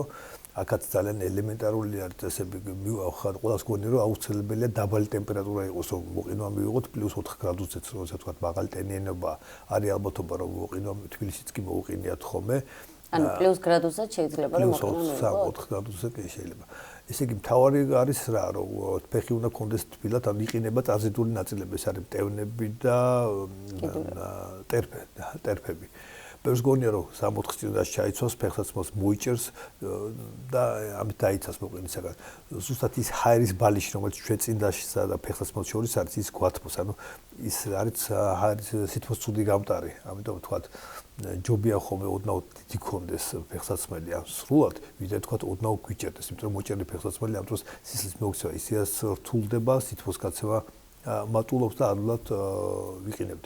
ეხლა ბიჭი გვიწევს 24 წელს, რომელიც თქვა ერთი სოფლიდან მეორე სოფელში საკმაოდ ხანგრძლივად მოუწია ამ სველი ფეხსაცმელით სიარული და სამწუხაროდ მოიყინა სულთა თითების შენარჩუნება შევძელით, როგორც წესი ძალიან ხშირია ხოლმე დავწ პერიოდში ალპინისტებთან სამწუხაროდ გვიწევს ხოლმე მუშაობა. აი, რამდენად იციან, მაგალითად, ეკიპირება შეიძლება იცოდეს ადამიანმა, მაგრამ აი ეს პირველადი დახმარების გაწევა რამდენად იციან? აი, ზოგმა შეიძლება მაგალითად მოყინვის დროს ცხელწყალში ჩაყოს ხელები. იციან, როგორ უნდა მოიქცნენ? ცხელწყალში, თბილ წყალში კიდე არა უშავს, მაგრამ არის ხოლმე ესეთი თოვლით იზილავენ ხოლმე, რაც რა თქმა უნდა ლეგენდაა და არა პირიქით არ შეიძლება, იმიტომ რომ სითბოში უნდა ყოფნა ძალიან ფრთხილი დაზილვა, იმიტომ ცივი თოვლით შეზელვა კიდევ უფრო ტემპერატურას კიდევ უფრო აკლებს და სხვა ნაფაჭნებს და ექსკორიაციებს იწვევს, ამიტომ თქვა ესეთ მდგომარეობაში რაც შეიძლება სწრაფად თბილ ადგილას გადაყვანა, სველი ფეხსაცმლის ან სველი წინდის ასალება სწრაფად გახდა ძალიან ისე იგი სითბოში ყოფნა, ტემპერატურა მას ძალიან ნენელა უნდა იწიოს და მას ჭირდება ხოლმე რიგი მედიკამენტები, რათა სისხლის მოქცევა გაძლიერდებს საუბნებში და ის ქსოვილები, რომლებიც თქვა უჟანგბადობას გაინცდიან, შეიძლება სწრაფად აღდგეს. ყოფილა შემთხვევაში ჩარშან 11 თითიც კი დაკარგა ტურისტი იყო, ყაზბეგის ზამთრის ასვლა ყოველთვის ძალიან თვითონ ალპინისტი ვარ და ვიცი, იმიტომ დღეს ძალიან მოკლეა და კლიმატური პირობები ძალიან ისეთი მკაცრია.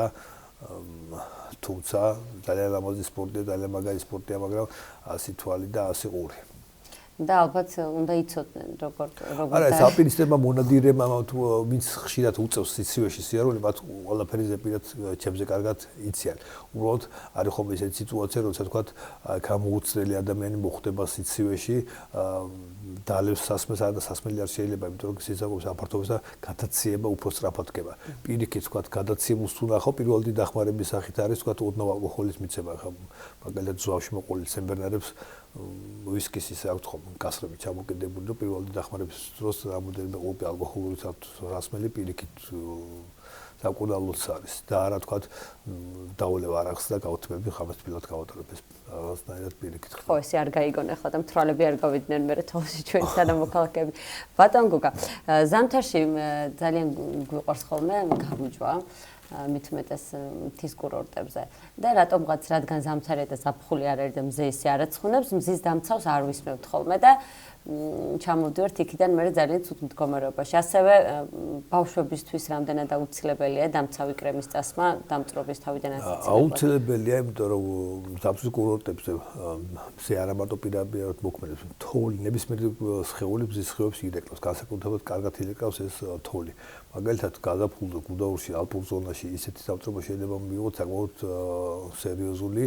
აუცილებელი არის ერთი მზისგან დამცავი კრემის გადაფარო ჩვენს სხეულზე, რათა იმიტომ რომ ძალიან დამაზიანებლად მოქმედებს ეს ყველაფერი. და აუცილებელია ბუნებრივია სათვალის გაკეთება, იმიტომ რომ თან სათვალიც რომელიც თქვა ხარისხიანი იქნება და არ იქნება თქვა უხარისხო, იმიტომ რომ უხარისხო სათვალიც ასევე თქვა განსაკუთრებით ბავშვი თვალებსაც საკმაოდ სერიოზულად უფრო მეტად დააზიანებს. რა თქმა უნდა, ანუ თხილამურებს ვინც რეალებს იცის რომ სათვალის გარეშე და დამცავი კრემის გარეშე კიდე სიცივე იქნება თუ მზე იქნება ჯობი არის რეალო, იმიტომ რომ ძალიან თხილამურებს ეს რეალს და დასვენებასთან ახლავს ყველაფერს ჯაგრი წყალში. და ბატონ გუგა, დასასრულს მინდა გითხოთ რამე ისეთი ამბავი თუ გახსენდებათ თქვენ სამუშაოსთან დაკავშირებით, რომელიც აი მაგალითად რომ გაგკვირვებიათ მიუხედავად ამდენწლიანი პრაქტიკისა. მოსულა პაციენტი და ისეთი სახის დამწრობა ქონია, რომ თქვენ თვითონაც გაუგნებული ყოფილხართ. ნუ ეგეთი შემთხვევები ხანდახან არის ხოლმე. აი მაგალითად ლეღვის ისტორია რო იყო ლეღვის ფოთლის ხანგრძლივი. ქონია შემთხვევები, როცა თქვა პაციენტმა მიუხედავად იმისა, რომ შაქრიანი დიაბეტი აღნიშნებოდა და ამ დროს ტერფებს განსაკუთრებული მოვლა ჭირდება, იმიტომ რომ ფეხსაცმელი უნდა გადაუფერთ ხო, კენჭი არ დაგხვდეს, ღია ფერის წინები უნდა გეცვას, იმიტომ რომ ნებისმიერი ჭრილობა დიაბეტურ ტერფს შეიძლება სავალალოდ მოხდეს. ჯერ ცხელი წყლით დაიწვა მერე სათბური ანუ ეგრეთ წოდებული გრელკად დაიდო და მეორჯერ დაიწვა და ყველაფერი დაგვირგვინა იმით რომ იოდი წაისვა და კიდე ქიმიური დამწრობა მიიღო, ესე იგი რამოდენიმე დღის განმავლობაში სამჯერ მოახერხა ამის გაკეთება.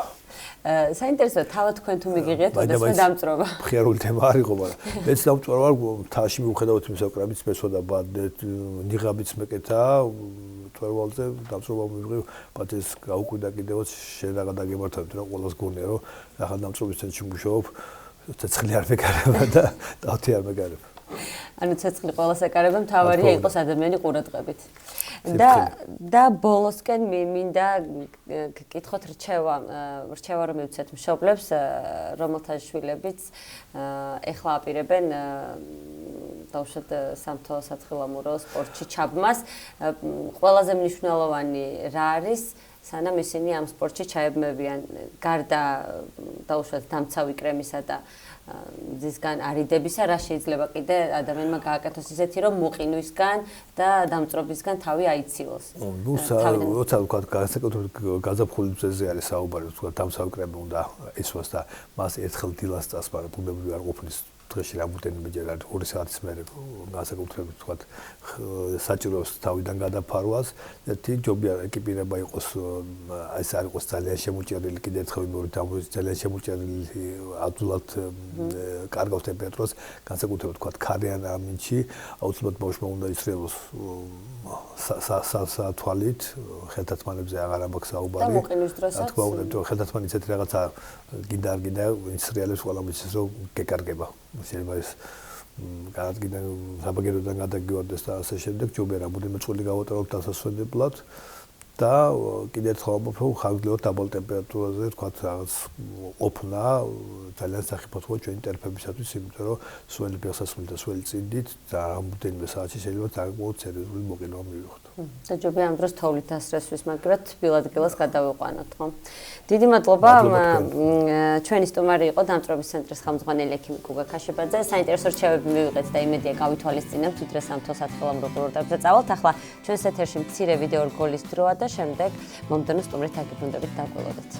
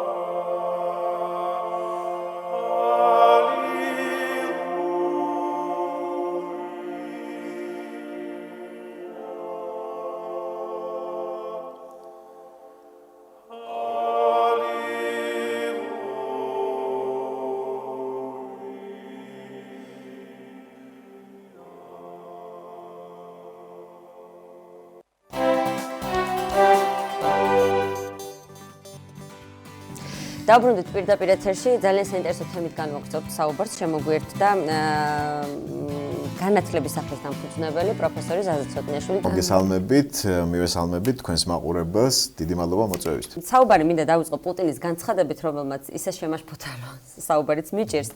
მინდა რომ წავიკითხო ის, რაც რუსეთის პრეზიდენტმა რამდენიმე თვის წინ განაცხადა, თუ არ ვცდები.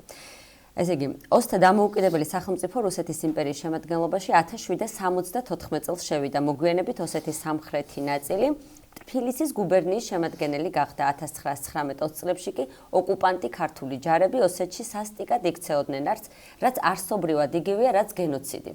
ეს ერთი და აფხაზეთის თემაზე.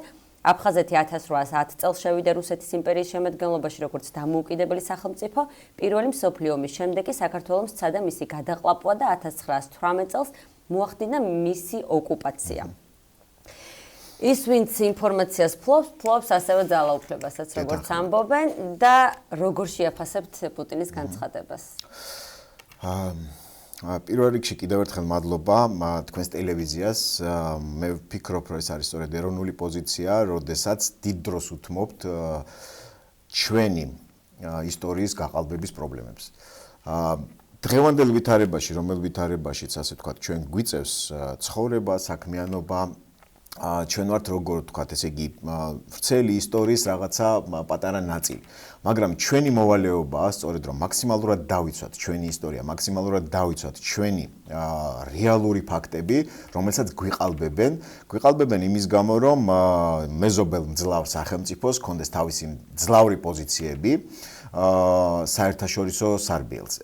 აქცენტები, რომელზეც პუტინი აკეთებს, თქვენ კარგად აღნიშნეთ, რომ სწორედ იმიტომ არის ესე ვთქვათ გამოწვეული, რომ აქ გამტკიცდეს რუსული იმპერიული ზრახვები, რომელიც ჩვენ ძალიან კარგად ვიცით, მაგრამ მოგეხსენებათ, რომ საინფორმაციო ომში ვცხოვრობთ, ამ საინფორმაციო ომში ძალიან მძლავრი არის რუსული პროპაგანდისტული მანქანის რესურსები, ეს უნდა ვაღიაროთ ჩვენ და ხშირად გვითხოვთ ჩვენ თქვენი ეთერის საშუალებითაც, რომ იმისი არაადეკვატური შეფასება, რომ თითქოს რუსეთი არის რაღაცა სუსტი სახელმწიფო, ეს არ იქნება ჩვენი მხრიდან სწორი. რუსეთი არის ძალიან მძლავრი სახელმწიფო, საკმაოდ ანგარიშგასაწევი და მას ანგარიშს უწევენ მსოფლიოს სხვა წამყვანი სახელმწიფოები და ჩვენ ვართ ამ რთულ სიტუაციაში, ანუ ეს უფრო რეალური იქნება, რომ ასე მივდგეთ. და როდესაც ჩვენ გვეუბნევ ასეთი მძლავრი სახელმწიფოს, ასე ვთქვათ, ერთპიროვნული ლიდერი, მოდი ასე ვთქვათ, რომლის ერთ სიტყვას აქვს ძალიან დიდი წონა და ძალა, მიუხედავად იმის, რომ მას რა თქმა უნდა ალბათ ოპონირებას უწევენ საერთაშორისო სარბიელზეც, ეს სიტყვები მკვიდრდება. ჩვენ გვინდა არ გვინდა, მაინც უნდა რეალობას შევხედოთ. ის მკვიდრდება არა მხოლოდ რუსულენოვან საზოგადოებაში, არა მხოლოდ ინგლისურენოვან საზოგადოებაში, რომელი მიმართულებითაც ძალიან მძლავრი საინფორმაციო საშუალებები, ისეთი როგორც ინგლისურენოვანი Russia Today-ა, სპუტნიკი, რომელსაც ხშირად ჩვენ ვიყენებთ და სპუტნიკი არის ძალიან ბევრ ენაზე და არის სპუტნიკ ასეცია, სპუტნიკ აფხაზია, არის სპუტნიკ ჯორჯიაც კი არის, სპუტნიკ საქართველოც კი არის და ესეთი სპუტნიკი არის მთელ მსოფლიოში, როგორც აბლაბუდა ესე გავრცელებული და მას აფინანსებს რუსეთის ფედერაციის ბიუჯეტი. კი, და ეს არ არის მედია საშუალება და ძალიან ბევრმა ქვეყანამ ის აკრძალა თავის ტერიტორიაზე იმის გამო, რომ სწორედ აი ამას უწყობს ხელს. ანუ როგორი მეთოდოლოგია ნახეთ ის დაწერს საქართველოს ისტორიის შესახებ, მაგალითად თამარ მეფეზე დაწერს ძალიან საინტერესო სტატიას და ძალიან ხშირად შევხვდებით, რომ ერთხელ შემთხვევით მეც რამის გავაზიარე, ასე ვთქვათ, სწორედ ესეთი სტატია, რომელიც შევხვდე, რომ სპუტნიკი აკეთებს და იმ თამარ მეფის ქვემოთ სტატიაში უკვე არის პუტინის ციტატები, ანუ და გამართლება რუსული, ასე ვთქვათ, პოლიტიკის. ეს არის მთელი უბედურება. 1774 წელი, რომელიც პუტინმა ახსენა ეგრეთ წოდებული, ასე ვთქვათ, ოსური სახელმწიფოს რუსულ სახელმწიფოსთან გაერთიანების, არც ეს არ არის შემთხვევითი თარიღი. ეს გახლავთ, ესე იგი, რუსულ-თურქული ურთიერთობის ერთი საინტერესო ისტორია, ცნობილი ზავი რუსულ-თურქული, რომელმაც იქ სხვათა შორის ოსეთი, ჩრდილოეთ ოსეთის კონტექსტში ახსენა. იქ ნახსენებია ჩრდილოეთ ოსეთი. მაგრამ აქ საუბარი არის ჩრდილოეთ ოსეთზე, რომელიც იმ პერიოდში ყაბარდოს შემადგენლობაში შედიოდა და გამოიყენა ეს არის საინფორმაციო ომის და პროპაგანდის ერთ-ერთი მექანიზმი. რაღაც სიმართლის ელემენტი, რაღაცა ნაწილაკი თითქოს არის აი ამაში, მაგრამ აი ამ ყველაფერს მართავენ იმ მიმართულებით, რომ ეს ჩაჯდეს რუსული პოლიტიკის ინტერესში. რუსული პოლიტიკის ინტერესი ამ შემთხვევაში რა არის? მას აქვს, რა თქმა უნდა, გაცნობიერებული თავიდან ბოლომდე, რომ თავისი მიზნების განსახორციელებლად ის არის აგრესორიც, ის ხშირ შემთხვევაში ომებში ერთვება და რა თქმა უნდა ოკუპანტია. ჩვენ გამოდმებით ვიმეორებთ აი ამ სიტყვებს და მთელმა მსოფლიომ იცის თითქოს ამის შესახებ, მაგრამ ის იბრძვის ამისთვის ამავე დროს, რომ ოკუპანტობა დაგაბრალოს შენ. შენ ხარ ოკუპანტი. აფხაზების და ოსების გეუბნება. შენ მოუწყე მათ გენოციდი, გეუბნება. მე დავიცავე ეს საწყალი და სუსტი ხალხი. და ეს ამას იჯერებს თვითონაც, აჯერებს ოსებსაც, აფხაზებსაც და იცი თქვენ რომ ასეთ მდგომარეობაში არის საშიშროება, რომ ეს დააჯეროს მსოფლიოს. თუმცა საერთაშორისო სამართალი ისეთი ასე ვთქვათ საკითხი გახლავთ, რომ ესე მარტივიც არ არის, მაგრამ იცით როგორი სიტუაციაა? თუ საზოგადოებრივი აზრი მომწიფდა აი ამ მიმართულებით, ეს საკმაოდ საშიში არის. აი ამის გამო ჩვენი აქტიურობა არის ძალიან მნიშვნელოვანი და იგივე ეს ასე ვთქვათ აქტიური საუბარი იგივე ჩვენ საზოგადოებაში იქნება მნიშვნელოვანი, იმიტომ რომ ქართულ ენოვან საზოგადოებაშიც გახდება მალე საკამათო. ციტატა იქნება, რომ ასე ითქვა. აქ წერია, ამ წიგნში ასე წერია. სადაც 1774 წელია, რომ ეგრეთ წოდებული რაღაც ოსური სახელმწიფო შეუერთდა რუსეთს. მაგრამ ნახეთ როგორი სიტუაცია ამ დროს ჩემზე უკეთ მოეხსენებათ ძალიან ცნობილი ისტორიკოსებს, რომელთაც ქართულ ენაზე უამრავი ძალიან კარგი ნაშრომი აქვს დაწერილი და მათ ძალიან კარგად იციან და იქ ძალიან კარგად ვკითხულობთ ჩვენ რომ 1830 წლიდან ჩდება ტერმინი თვითონ სამხრეთ ოსეთი. იქამდე არც კი არსებობდა ასეთი ტერმინი. 1842-1859 წელში არსებობდა ასეცინსკი ოკრუგი, ეს რუსებმა შექმნეს. და სხვათა შორის ოსურ ენოვან ისტორიულ გამოცემებში ამის შესახებ ოსი ისტორიკოსები საბჭოთა პერიოდის განმავლობაში საუბრობდნენ ხოლმე და რუკასაც ურთავდნენ ხოლმე აი ამას და ეს რუკა როგორ არის იცით ყოფილი სამხრეთ ოსეთის ავტონომიური ოლქის დაახლოებით 1/13 ნაწილია. ძალიან მცირე ნაწილია, ეს არის ჩრდილო კალთებზე. იცით რომ ოსების გადმოსახლება საქართველოს ტერიტორიაზე ქეთსაკეთ, რასაც თვითონ ოსი მეცნიერი ვასილ აბაევი თავის ცნობილ ციტატაში ამბობს, რომ ეს არის ბუნებრივი საზღვარი ოსეთსა და საქართველოს შორის. ეს კავკასიონის ქედი ქონა მას მხედველობაში და ჩვენ ალბათ ყოველთვის აქცენტი აი ამაზე უნდა გავაკეთოთ და თვითონ ოსები ამ ვასილ აბაევის თვითონ ძალიან უყვართ ეს მეცნიერი, ძალიან ცნობილი მეცნიერია, მის ციტატას არ იყენებენ. ისინი იყენებენ რა თქმა უნდა პუტინის ციტატას, იმის გამო რომ დამკვიდრდეს ის რეალობა, რომელი რეალობის წინაშეც დღეს ჩვენ დგავართ. და ეს გადმოსვლა ოსების, როდესაც დაიწყო მე-17 საუკუნეში და ისინი მოგეხსენებათ თქვენ რომ სხვადასხვა ასე ვთქვათ მეთოდებით ირჩევდნენ თავს და საკმაოდ მძიმე სიტუაციაში იყვნენ და შეიფარეს მერე ჩვენმა თავადებმა, შეიძლება ესე ითქვას და ამის როგორ გითხრათ, კარგი ჯაყოს ხიზნები არაჩვეულებრივი მაგალითია იმ პერიოდის ასახვის. თუმცა აქ ერთ მომენტზე უნდა გავაკეთოთ აქცენტი, რომ მიხეილ ჯავახიშვილის ჯაყო, რა თქმა უნდა, ოსური სახე არის. თუმცა როგორც ჯავახიშვილის მკვლევარები აღნიშნავენ, აქ უფრო რუსეთი იგულისხმება როგორც იმპერიული ძალადობის ფორმა, რომელიც შემოგივარდება ინტელიგენციას გაგიბითურებს, მოდი ასე ვთქვათ, პირდაპირ და დაიპყრობს საქართველოს. მარგო ამ შემთხვევაში საქართველოს სიმბოლოა და გაგიუპატიურებს ამ ქვეყანას და ეს საშიშროება მიხეილ ჯავახიშვილმა ჯაყოს ხიზნებით აი ამ კუთხით აჩვენა და გააფრთხილა რა თქმა უნდა ქართველი, რომ აი ამ რეალობის წინაშე ვარ. ერთგვარი წინასწარმეტყველება იყო ეს ნაწარმოები. რუსეთი რაც საქართველოსია, სულ ასე ვცხოვრობთ ჩვენ. სულ ასეთ ვითარებაში ვართ. საქართველოს დაშალა ნაწილ-ნაწილ და ისე გაუფორმა ცალკეულ საერისთავებს ხელშეკრულება, რომ ერთიანი საქართველოს განცდა არ ყოფილიყო საქართველოში და ასევე გააფორმა აფხაზეთთან, ასევე გააფორმა რაღაცა ნაწილთან, სხვადასხვა ნაწილთან საქართველოს ხელშეკრულება. სხვათა შორის აი ამ თემაზე ძალიან საინტერესო ციტატას ამბობს თავად პუტინი, რომ საქართველოს პირველმა პრეზიდენტმა მან გააუქმა ყველანაირი ავტონომია აფხაზეთის, აჭარის და ასე შემდეგ და ამ ყველაფერმა ძმათამკვლელი ომი გამოიწვია. აქაც ანალოგიური საინფორმაციო ომის ტექნოლოგია. პუტინი მოგეხსენებათ თქვენ რომ უშიშროების სამსახურებიდან მოდის და მას კარგად ესმის, როგორ უნდა იმოქმედოს მასებს.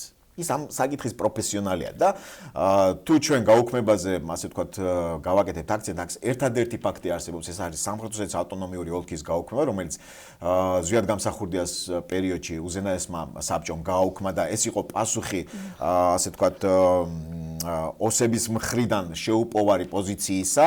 თქვენ მოგეხსენებათ, რომ ძალიან რთული ვითარებაში აღმოჩნდით ჩვენ 90-იან წლებში და მაშინ საბჭოთა კავშირმა და რუსულმა სადაზვერმო სამსახურებმა ამოქმედეს ცნობილი მექანიზმი, რომელიც ჩადებული იყო საბჭოთა კავშირის კონსტიტუციაში.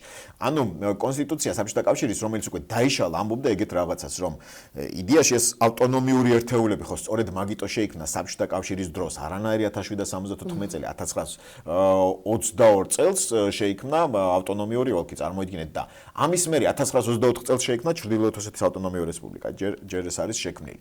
და ესენი სწორედ იმიტოა სტალინის მიერ, სხვადასხვა სტალინის ინიციატივით შექმნილი, რომ სტალინი ამ შემთხვევაში იყო როგორც რუსი იმპერატორი, რომელმაც რუსეთის ინტერესების გამო შექმნა ეს და ოსები გაიხადეს და აფხაზები მოკავშირეთ კავკასიაში. ქართველების წინააღმდეგ თუ დაჭირდებოდათ, ანუ ეს არის რუსული იმპერიული პოლიტიკის ჩვეულებრივი, ასე ვთქვათ, კი, ჩვეულებრივი ტექნოლოგია და აამუშავეს სწორედ ეს 90-იან წლებში. იმ კონსტიტუციაში იყო ასეთი ჩანაწერი, რომ თუ ასე ვთქვათ დაიშლებოდა საბჭოთა კავშირი და გასვლას მოინდომებდა რომელიმე რესპუბლიკა, ავტონომიურ ერთეულებს ჰქონდათ უფლება, რომ დამოუკიდებლობა ან საბჭოთა კავშირთან, ასე ვთქვათ, დარჩენის შესახებ ჩაეტარებინათ რეფერენდუმი და ეს მექანიზმი ამოქმედეს. და ეს ამის შემდგომ მიეცა საშუალება, ასე ვთქვათ, ეგრეთ წოდებულ სამხრეთ ოსეთის უკვე რესპუბლიკას, რომ ვითომ შექმნილიყო და გამოაცხადეს თავი სამხრეთ ოსეთის რესპუბლიკად მაშინდელმა, ასე ვთქვათ, სამხრეთ ოსეთის დეპუტატებმა ცხინვალში. და ერთადერთი ეს ფაქტია, არც აჭარა არ გაუქმებულა და არც აფხაზეთი არ გაუქმებულა, ესეც ტყუილია ბატონი პუტინის, ასე ვთქვათ, ციტატაში. და ის პროფესიონალია ამ საკითხში. რა თქმა უნდა. საინტერესოა, რა ძალა გააჩნია საინფორმაციო ომს. ზოგადად ომი ვიცით, რომ ცუდია, ბევრი ადამიანი იღუპება, სისხლისღვრა, ყოველთვის ერთი მარცხდება, მეორე იმარჯვებს და ეს რაღაც ისეთი თვალსაჩინო პროცესია. მაგრამ საინფორმაციო ომი მიდის ძალიან ჩუმად, არანაირი სისხლისღვრა, ვერავინ ვერაფერს ვერ იგებს, ყველა ბედნიერია და სახელმწიფოები იშლება. რა ძალა გააჩნია საინფორმაციო ომს და როდესაც ასეთი ძლიერი სახელმწიფო, ესეთი პროპაგანდისტული მეთოდებით გვებძვის, როგორი უნდა იყოს ჩვენი პასუხი? როდესაც ბოდიშს გიხდით დავამატებ, აი თქვენ მეცნიერები ახსენეთ, არავითარ შემთხვევაში არ უნდა გამოგჩას ალბათ როლან თოფჩიშვილი, რომელიც ძალიან ბევრ შრომობს ამაზე, უამრავი ნაშრომია, მაგრამ არ არის ეს საკმარისი. როდესაც ასეთი მძლავრი სახელმწიფო გვებძვის, როგორი უნდა იყოს ჩვენი ქვეყნის პასუხი? რესურსია. ომის წარმოება მოგეხსენებათ საკმაოდ ძვირი ღირს და ის შეუძლია მხოლოდ, ასე ვთქვათ, დიდარ სახელმწიფოებს რომ აწარმოონ. და თქვენ თუ გადახედავთ, ასე ვთქვათ, რეალურ ვითარებას, ეს დიდი სახელმწიფოებიც კი ერიდებიან ისეთ ომში ჩართვას, რომელიც მათ მოუტანს საკმაოდ დიდ ზიანს, თუ არ ელოდებიან, რომ იქიდან მიიღებენ შესაბამის უკუქებას. ისე რომ ჰიბრიდული ომი, რომელ ომშიც ჩვენ რეალურად დღეს ვცხოვრობთ, მართლაც გეთანხმებით არ ჩანს, პრაქტიკულად უხმაურად მიმდინარეობს, მაგრამ ამავე დროს ჩვენი საზოგადოება, როდესაც არის დანაწევრებული, განერვიულებული, ერთმანეთთან დაპირისპირებული და ერთმანეთზე გაღიზიანებული და ხშირად 2-3 და 4 გახლეჩილი, სწორედ ამ ჰიბრიდული ომის შედეგია და არაფერი სხვა რამის. ეს არის ის იდეოლოგია და ის პროპაგანდა, რომელიც არ ჩანს, არ გვესმის, მაგრამ ხედავთ თუ არა, რომ საზოგადოება არის კონფლიქტში, არის თუ საზოგადოება პოლარიზებული და ის ადამიანებიც კი, რომელიც ამ ტექნოლოგიებში თითქოს უნდა ერკვეოდნენ და ხდებიან ამ პოლარიზაციის ინიციატორები, ისინიც ამ ჰიბრიდული ომის მსხვერპლი არიან, ვართ უпроსტორად, მოდი ესე ვთქვა.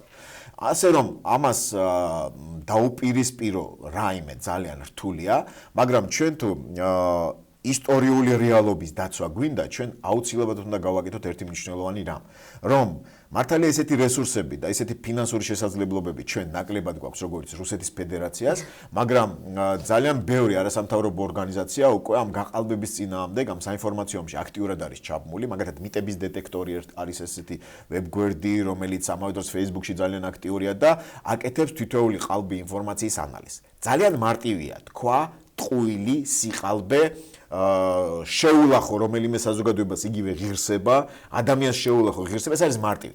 მაგრამ შემდგომ ამის გაქარწყლება არის ძალიან რთული. და სწორედ აი ამ ვითარებაში ვართ ჩვენ, გვინდა არ გვინდა, მაგრამ ვართ თავდაცვის პოზიციაში ვართ. თან თავი უნდა დაიცვა, რომ არა, ესე იგი რეალურად საქართველოს ისტორია არის თურმე აი ასეთი და არა ასეთი. და ეს არის ძალიან რთული, მაგრამ არსებობს ამის მექანიზმები, რა თქმა უნდა, და ჩვენ ყურებ ჩამოყრილი და ხელჩამოშვებული არ უნდა ვიყვეთ, უნდა გავერთიანდეთ როგორც სახელმწიფო სტრუქტურები, ასე საზოგადოებაც უნდა იყოს ერთიანი.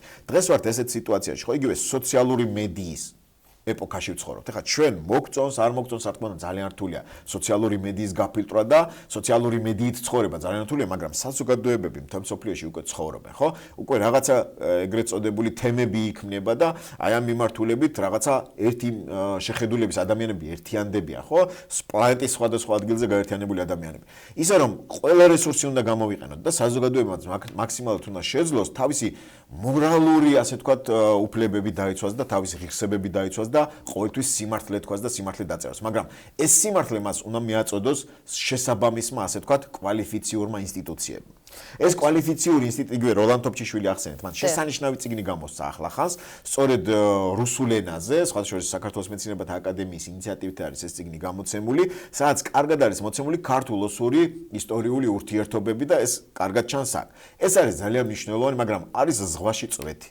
ამ წიგნის ტირაჟირება მაქსიმალურად საჭირო. გამოდმებული საუბარი ამ საკითხზე არა მხოლოდ რუსებისთვის, ოსებისთვის, ან სხვა ერის წარმომადგენლებს, ჩვენთვის, პირველ რიგში ჩვენთვის. ანუ ჩვენც თვითონ შეიძლება დაგვავიწყონ ეს ისტორია. ეს საშიშროება უფრო მე ვხედავ ამ საშიშროებას. არის ეს საშიშროება ჩვენ თვითონ ჩვენ საზოგადოებას დაავიწყდება. იმიტომ რომ ეს არის ძალიან ჩვეულებრივი ადამიანი ეგეთი არსებაა, რომელ გარემოშიც არის, როგორ გარემოშიც არის, ისეთი ხდება. და რაც ესმის თქვა ბავშვობიდან, მე შეიძლება ჩამოუყალიბდეს ასეთი აზრი. ისე რომ ჩვენ ყველაფერი უნდა გავაკეთოთ, რომ შეიქმნას შესაბამისი ვებგვერდები, რუსულენოვანი, ინგლისურენოვანი, ქართულენოვანი და გამუდმებით მოხდეს ტირაჟირება რეალური ისტორიის. უამრავი ნაშრომია შექმნილი ჩვენი შესანიშნავი ისტორიკოსების მიერ, რომელთაც ასაკითხად დამიჯერეთ, რომ ეროვნულ ბიბლიოთეკაში რამდენიმე სპეციალისტი თუ შევა, ხო?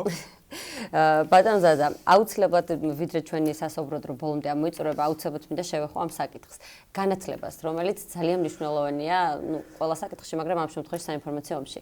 როდესაც აფხაზეთის და ოსეთის დაბრუნებაზე საუბრობთ, ბევრი ნაბიჯი აქვს სახელმწიფოს გადადგმული, მაგალითად ჯანდაცვის პროგრამა, განათლების პროგრამა, თუმცა სკოლებში ბავშვებს რა სახელმძღვანელოებითაც ასწავლიან ოკუპირებულ ტერიტორიებზე, გამორიცხულია, რომ იმ ადამიანებს, რაც არ უნდა შევთავაზოთ ჩვენ, მათ საქართველოს შემადგენლობაში დაბრუნება მოუნდეთ.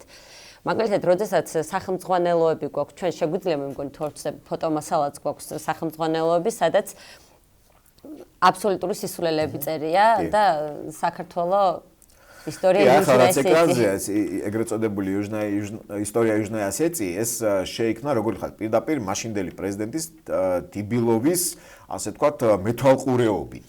ანუ მისი მიზანი იყო ამ წიგნის მიზანი სწორედ ის იყო რომ დაემკვიდრებინათ მაქსიმალურად სკოლებიდანვე, ასე იგი პატარა ასაკიდანვე ბავშვებში ჩამოაყალიბონ ასე ვთქვათ ისტორია ეგრეთ წოდებული სამართლოსი. თითქოს ეს სახელმწიფო არსებობდა საუკუნეების განმავლობაში, ანუ მთელი იდეა ამ სახელმწიფოს ის არის და დამახინჯებით ასწავლიან. ეს ბავშვების თვითონ შეცდომაში შეყავთ, ხო? არარეალურ ისტორიაში.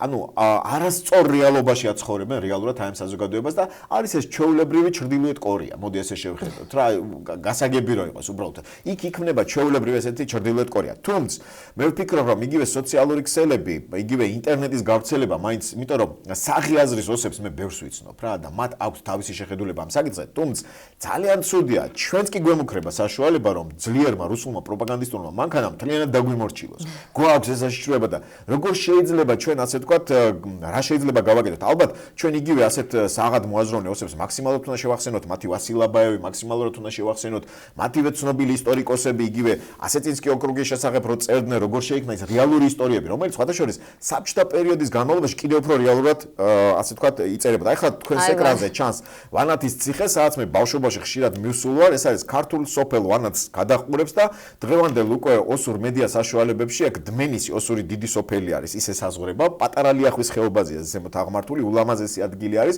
შუა საუკუნეების ცნობილი ისტორიული ციხეა და ის უკვე მოიხსენიება ოსურ მედიაში როგორც დმენისის კრეპესტს.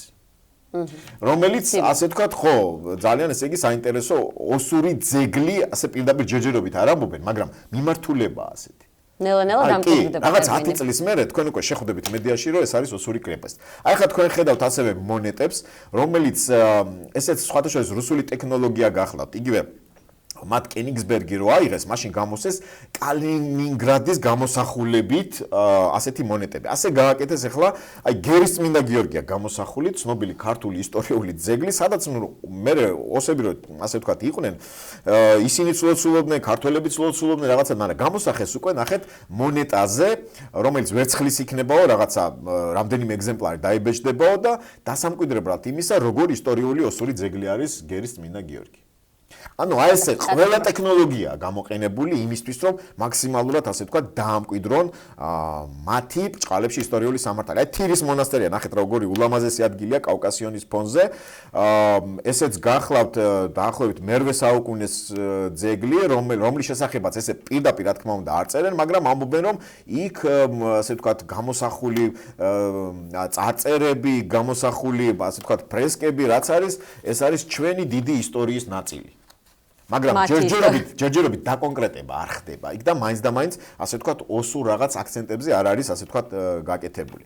თუმცა იკორთაც უნდა იყოს მე მგონი აი ეს ეხლა თქვენს ეკრანზე არის იკორთა, აი იქ იკორთაში უკვე ნახეთ რა გააკეთეს, ეს არის ცნობილი ძეგლი 1172 წლის არის როგორც მე მახსოვს, ეს უკვე ოკუპირებულ ტერიტორიაზეა და იქ არის ჩვენი სამი თავდადებული დაკრძალული ქსნის ერისთავები და მათ შესახებ უკვე წერენ, რომ ესენი არიან ოსური სამეფო დინასტიის შთამომავლები.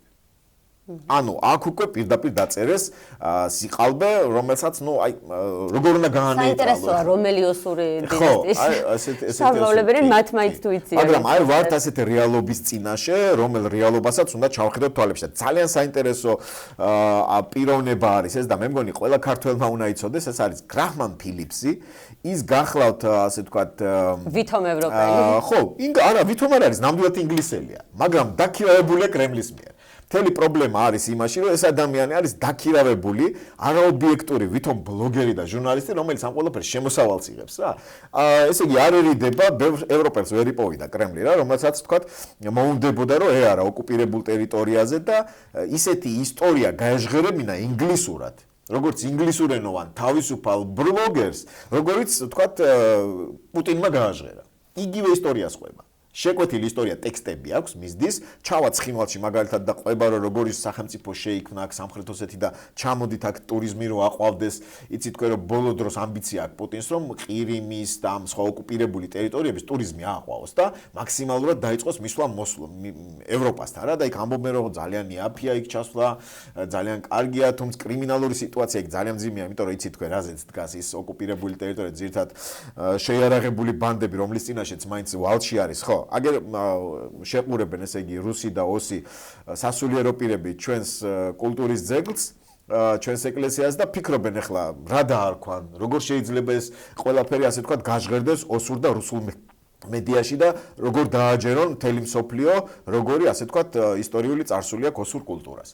1700 ძეგლია დაახლოებით, აღწერეს ყველა ეს ძეგლი ოსებმა, შეიქმნა სპეციალური ასე ვთქვათ სამთავრობო სტრუქტურა ამისთვის, სხვათა შორის რომ მოუვაროთო ბრჭყალებში. ანუ ეს მოვლა რას ნიშნავს? მივლენ, რესტავრაციას გაუკეთებენ, ბათქაშით შეათეთრებენ, ესეც მოგეხსენებათ ცნობილი რუსული ტექნოლოგია გახლავთ და რასაც უნდა მე იმას დააწერენ. ნუ ბოლო დროს რაც ჩვენი მხრიდან სხვათა შორის იყო ხმაური და რაღაცა პერიოდში ჩვენმა კულტურის სამინისტრომაც გააკეთა განცხადება და მე ვფიქრობ ესეთი განცხადებების უნდა კეთდებოდეს და რაღაცა მექანიზმებით მაინც უნდა ხდებოდეს ასე ვთქვათ დაკვირვება რა ხდება იქ და კარგი იქნება ასევე რომ ჩვენმა ხელისუფლებამ მიაქტიუროს იმ თვალსაზრისით რომ გარდა იმისა რომ იქ ადამიანის უფლებები არის უმძიმე სიტუაციაში რომ სადამკვირვებლო მისიების აი ოკუპირებული ასე ვთქვათ ხაზ იქით შესვლა მოითხოვოთ რომ ამავე დროს დააკვირდნენ აი ამ ძეგლებს ამ მდგომარეობაში ისინი აქვთ ესეთი ტექნოლოგიები ევროპულ სადამკვირვებლო მისიებს აღწერონ მაქსიმალურად ეს რაღაცა დაცვის მექანიზმი იქნება.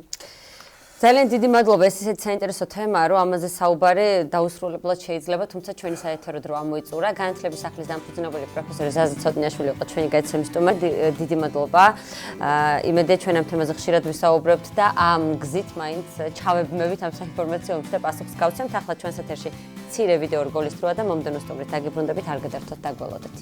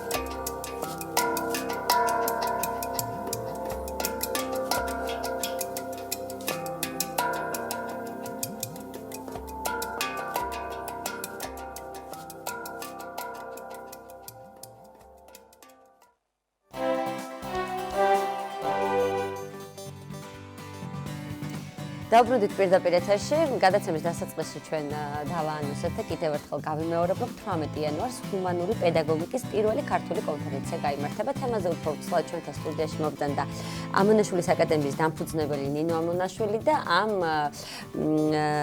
კონფერენციის ორგანიზატორი. მოგესალმებით. დიდი მადლობა მოწვევისთვის. დიდი მადლობა სტუდიაში მობრძანებისთვის. ქართული მოკლედ ჰუმანური პედაგოგიკის ქართული კონფერენცია პირველად ტარდება საქართველოში. არსებობს ჰუმანური პედაგოგიკის საერთაშორისო ცენტრი, რომელიც აერთიანებს რამდენიმე კი არა და მრავალ ქვეყანას. საერთაშორისო ცენტრი ატარებს ყოველწლიურად ჰუმანური პედაგოგიკის საერთაშორისო პედაგოგიური კითხვები, ასე ეწოდება, იგივე ჩვენ ენაზე კონფერენცია, რო ვთქვათ. და ეს კონფერენცია საერთაშორისო საქართველოში ორჯერ ჩატარდა საერთაშორისო დონეზე, სადაც საკმაოდ დიდი რაღაც 600-მდე უცხოელი სტუმარი იყო ჩამოსული სხვადასხვა ქვეყნებიდან. მაგრამ ასევე ეს ყველა ქვეყანა, რომელიც წევრი არის ამ საერთაშორისო ცენტრის, ასევე ატარებენ თავის ადგილობრივ კონფერენციებს ჰუმანურ პედაგოგიკაში და აი ეს კი პირველად ტარდება. ხო, საქართველოში აქამდე რატომღაც არ იყო, იმიტომ რომ საერთაშორისო კონფერენცია უკვე 19 წელია ტარდება, ანუ არ არის ახალი. და წელს რაღაცნაირად აი ესე შარშანდლიდან ვგეგმავთ, ვემზადებით და წელს უკვე შაბათს გვაქვს პირველი ასეთი ღონისძიება და ძალიან დიდი მოთხოვნა და სურვილი გამოხატეს ძალიან დიდმა რაოდენობამ პედაგოგებმა რომ დაასწრებოდნენ. ძალიან კარგი, როგორც ვიცი 200 სტუმრის მიღება შეგეძლოთ, ხოლო და განაცხადი იყო 4-ჯერ მეტი. ხო, სამწუხაროდ ძალიან შეზღუდული ვართ რაოდენობით. ქართულმა უნივერსიტეტმა დაგვითმა თავისი დარბაზი, რისთვისაც ძალიან დიდ მადლობას მოვახსენებ, მაგრამ დარბაზი არც ისე დიდია, 200 ადამიანზე არის გათვლილი და ამიტომ ესეთი მოგვიწია, რომ რაღაცნაირად შევზღუდოთ სადღაც 1000-მდე აპლიკაცია მივიღეთ და ბოდიშების ხდაში ვართ დღემდე და ყველას ბოდიშს ვხდი, ვინც კი გავანაწყენეთ, ნამდვილად არ გვინდოდა, მაგრამ გეგმოთ სხვა რაღაცებს კიდევ პედაგოგებისთვის უფრო ფართო მასშტაბის შარშა მქონდა.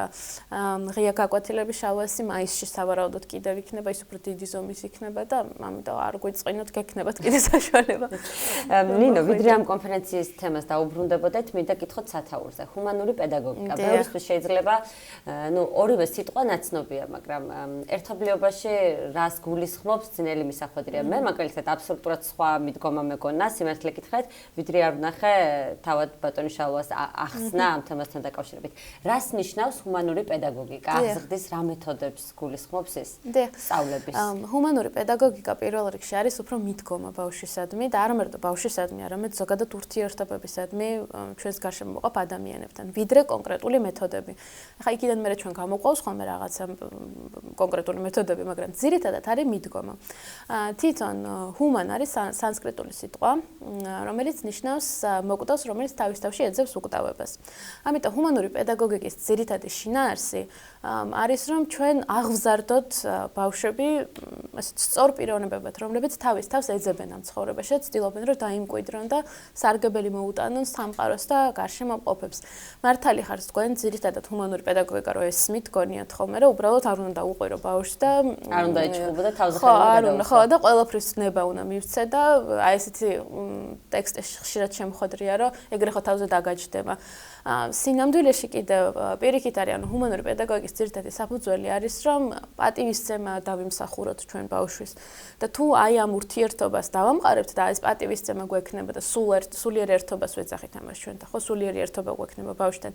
მაშინ უკვე ეს ყვირილები, ჩხუბი, ცემა და ასე შემდეგ მეთოდები უკვე აღარ ხდება საჭირო, იმიტომ რომ ისედაც ვეთანხმებით ერთმანეთს. ანუ ძირითადი შინაარსი არის, რომ თანხმობას ვეძებთ ბავშვთან. და ჰუმანური პედაგოგიკა ეფუძნება კლასიკოსი პედაგოგების ნაშრომებს, როგორიც არის უშინსკი, პესტალოცი, კორჩაკი, მონტესორი, სულხან-საბა მათ შორის და შალომ უბრალოდ შეკრა აი ეს სხვადასხვა ადამიანების ნაზრებები, თავისი ნაშრომები და წარმოგვიდგინა ესეთი ჰუმანური პედაგოგიკის სახით, რომელიც ერგება კიდევ ერთხელ როგორც სკოლის შემთხვევებს, სკოლიდან წამოვიდა, მაგრამ აი ხა ძირითადი ჩვენი კლიენტები არიან მშობლები, მშობელთა სკოლაც გვაქვს პატარა და ძალიან ბევრი მშობელი მსურველი გვყავს, რომელიც კლიენტი ახსენეთ, რას ნიშნავს აი ჩვენი კლიენტები რას ნიშნავს ვერ მივხვდი ამ ტერმინს. ანუ ვინც მოდის ჩვენთან, ჩვენ კურსები გვაქვს და არა კონსულტაციებს ჩვენ არ ვატარებთ, კლიენტის სუდი სიტყვა ალბათ, მაგრამ გვაქვს კურსები, მაგალითად მშობელთა კურსი გვაქვს და იქ 10 ადამიანი მოდის და როგორ უნდა მოიცნონ მათ ბავშვებთან ურთიერთობის დროს. საინტერესოა ნინო, პრაქტიკული გაკვეთილების მაგალითები თუ გექნებათ, მაგალითად ამ კონფერენციაზე. კი, ეს კონფერენცია. ალბათ ძალიან კარგია, როდესაც ადამიანი ხედავს უკვე შემდგარ გაკვეთილს როგორი უნდა იყოს. კი, კარგია მართალი ხართ, იმიტომ რომ ძალიან ხშირად უჭერთ ხოლმე ეს თეორია, კაი, გავიგე, რომ ესე უნდა ვქნა, რაღაცა უნდა შემიყვარდეს ბავშვი პირველ რიგში და პატივისცემით მოვეპყრა და ვაღიარო, რომ ღმერთმა გამომიგზავნა და ასე შემდეგ, მაგრამ რო შევდივარ და ასეთი 40 რომ იზის და მე ყველა რო გიჟია რა გავაკეთო, ხო? აი კი ცოტა იჭედება ხოლმე პედაგოგი და გასამწყობლებელიც არ არის. ამიტომ წინა მაისის ღონისძიების შინაარსიც ეს იყო, რომ ღია გაკვეთილები გვაჩვენებინა, რომ აი ჩვენ ეს არის ჰუმანური პედაგოგიკა და კონკრეტულად ასე შეგიძლია რომ გამოიყენო შენ გაკვეთილზე და ახლა გვაქვს 5 გაკვეთილის მაგალითი. წლევანდელი თემა შემოქმედებითობას ეხება, როგორ განვავითაროთ ბავშვში შემოქმედებითობა და გვექნება ქართულის გაკვეთილი, მათემატიკის გაკვეთილი, ემოციების მართვა, შემეცნება, შინაგანი სამყაროს განვითარება და ნახევარ საათიანი საჩვენებელი გაკვეთილებიც იქნება.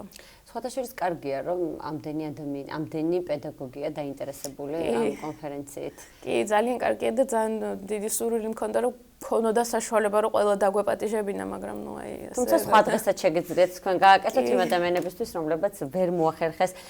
ვიდრე დავასრულებდეთ საუბარს, მინდა რომ წიგნზე გკითხოთ, რომელიც სტუდიაში მოიტანეთ. ეს არის ეს თქვენთვის მოვიტანა. დიდი მადლობა, ეს არის საკრალური აღზრდა. აღზრდა, დიახ. ეს არის, ნუ ძირითადად შალვას წიგნი, ჩემი რაღაც პატარა ჯანართებით წიგნით.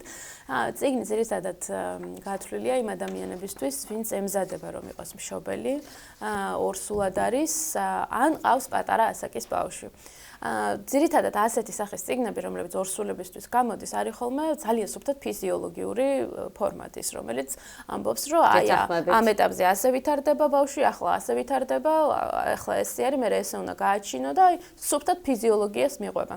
ეს წიგნი არის უფრო ფსიქოლოგიური კუთხით, მშობლის მომზადება ორსულობისთვის პირველ რიგში. მე თვითონ ორსულობის დროს როგორ უნდა მოიქცეს დედა, როგორი უნდა იყოს გარემო, როგორ უნდა ესაუბროს ბავშვს, როგორ უნდა ელოდებოდეს, იმიტომ რომ ეს წიგნი ძირითადად ეყრდნობა უზნაძის განწყობის ფსიქოლოგიას და რა განწყობითაც ჩვენ ვაჩენთ ბავშვს, ეს განწყობა მე მოუყვება ძალიან ხშირად ხედავთ ხოლმე, რომ თუ მძიმე ორსულობა, მე მძიმე მშობიარობა არის, მე რაღაცა პრობლემები იჩენს ხოლმე თავს და არ იციან საიდან მოდის.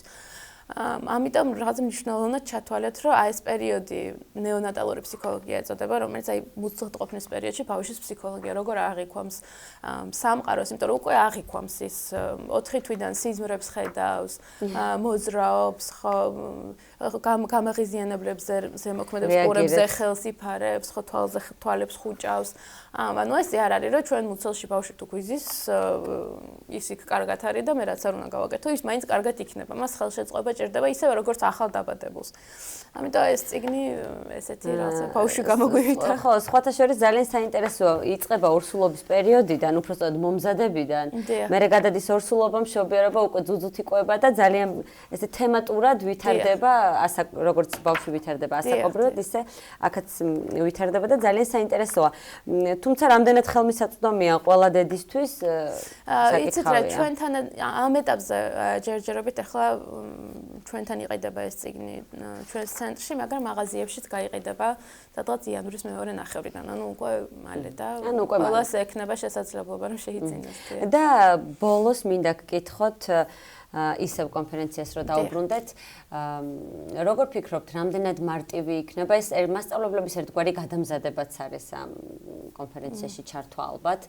რამდენად მარტივი იქნება განათლების სისტემის რეფორმა და ისე იმ მხრივ მომართვა, როგორც მაგალითად თქვენ წარმოგიდგენიათ პედაგოგები, ადამიანები, რომლებიც ყველაფერს სიყვარულით აკეთებენ.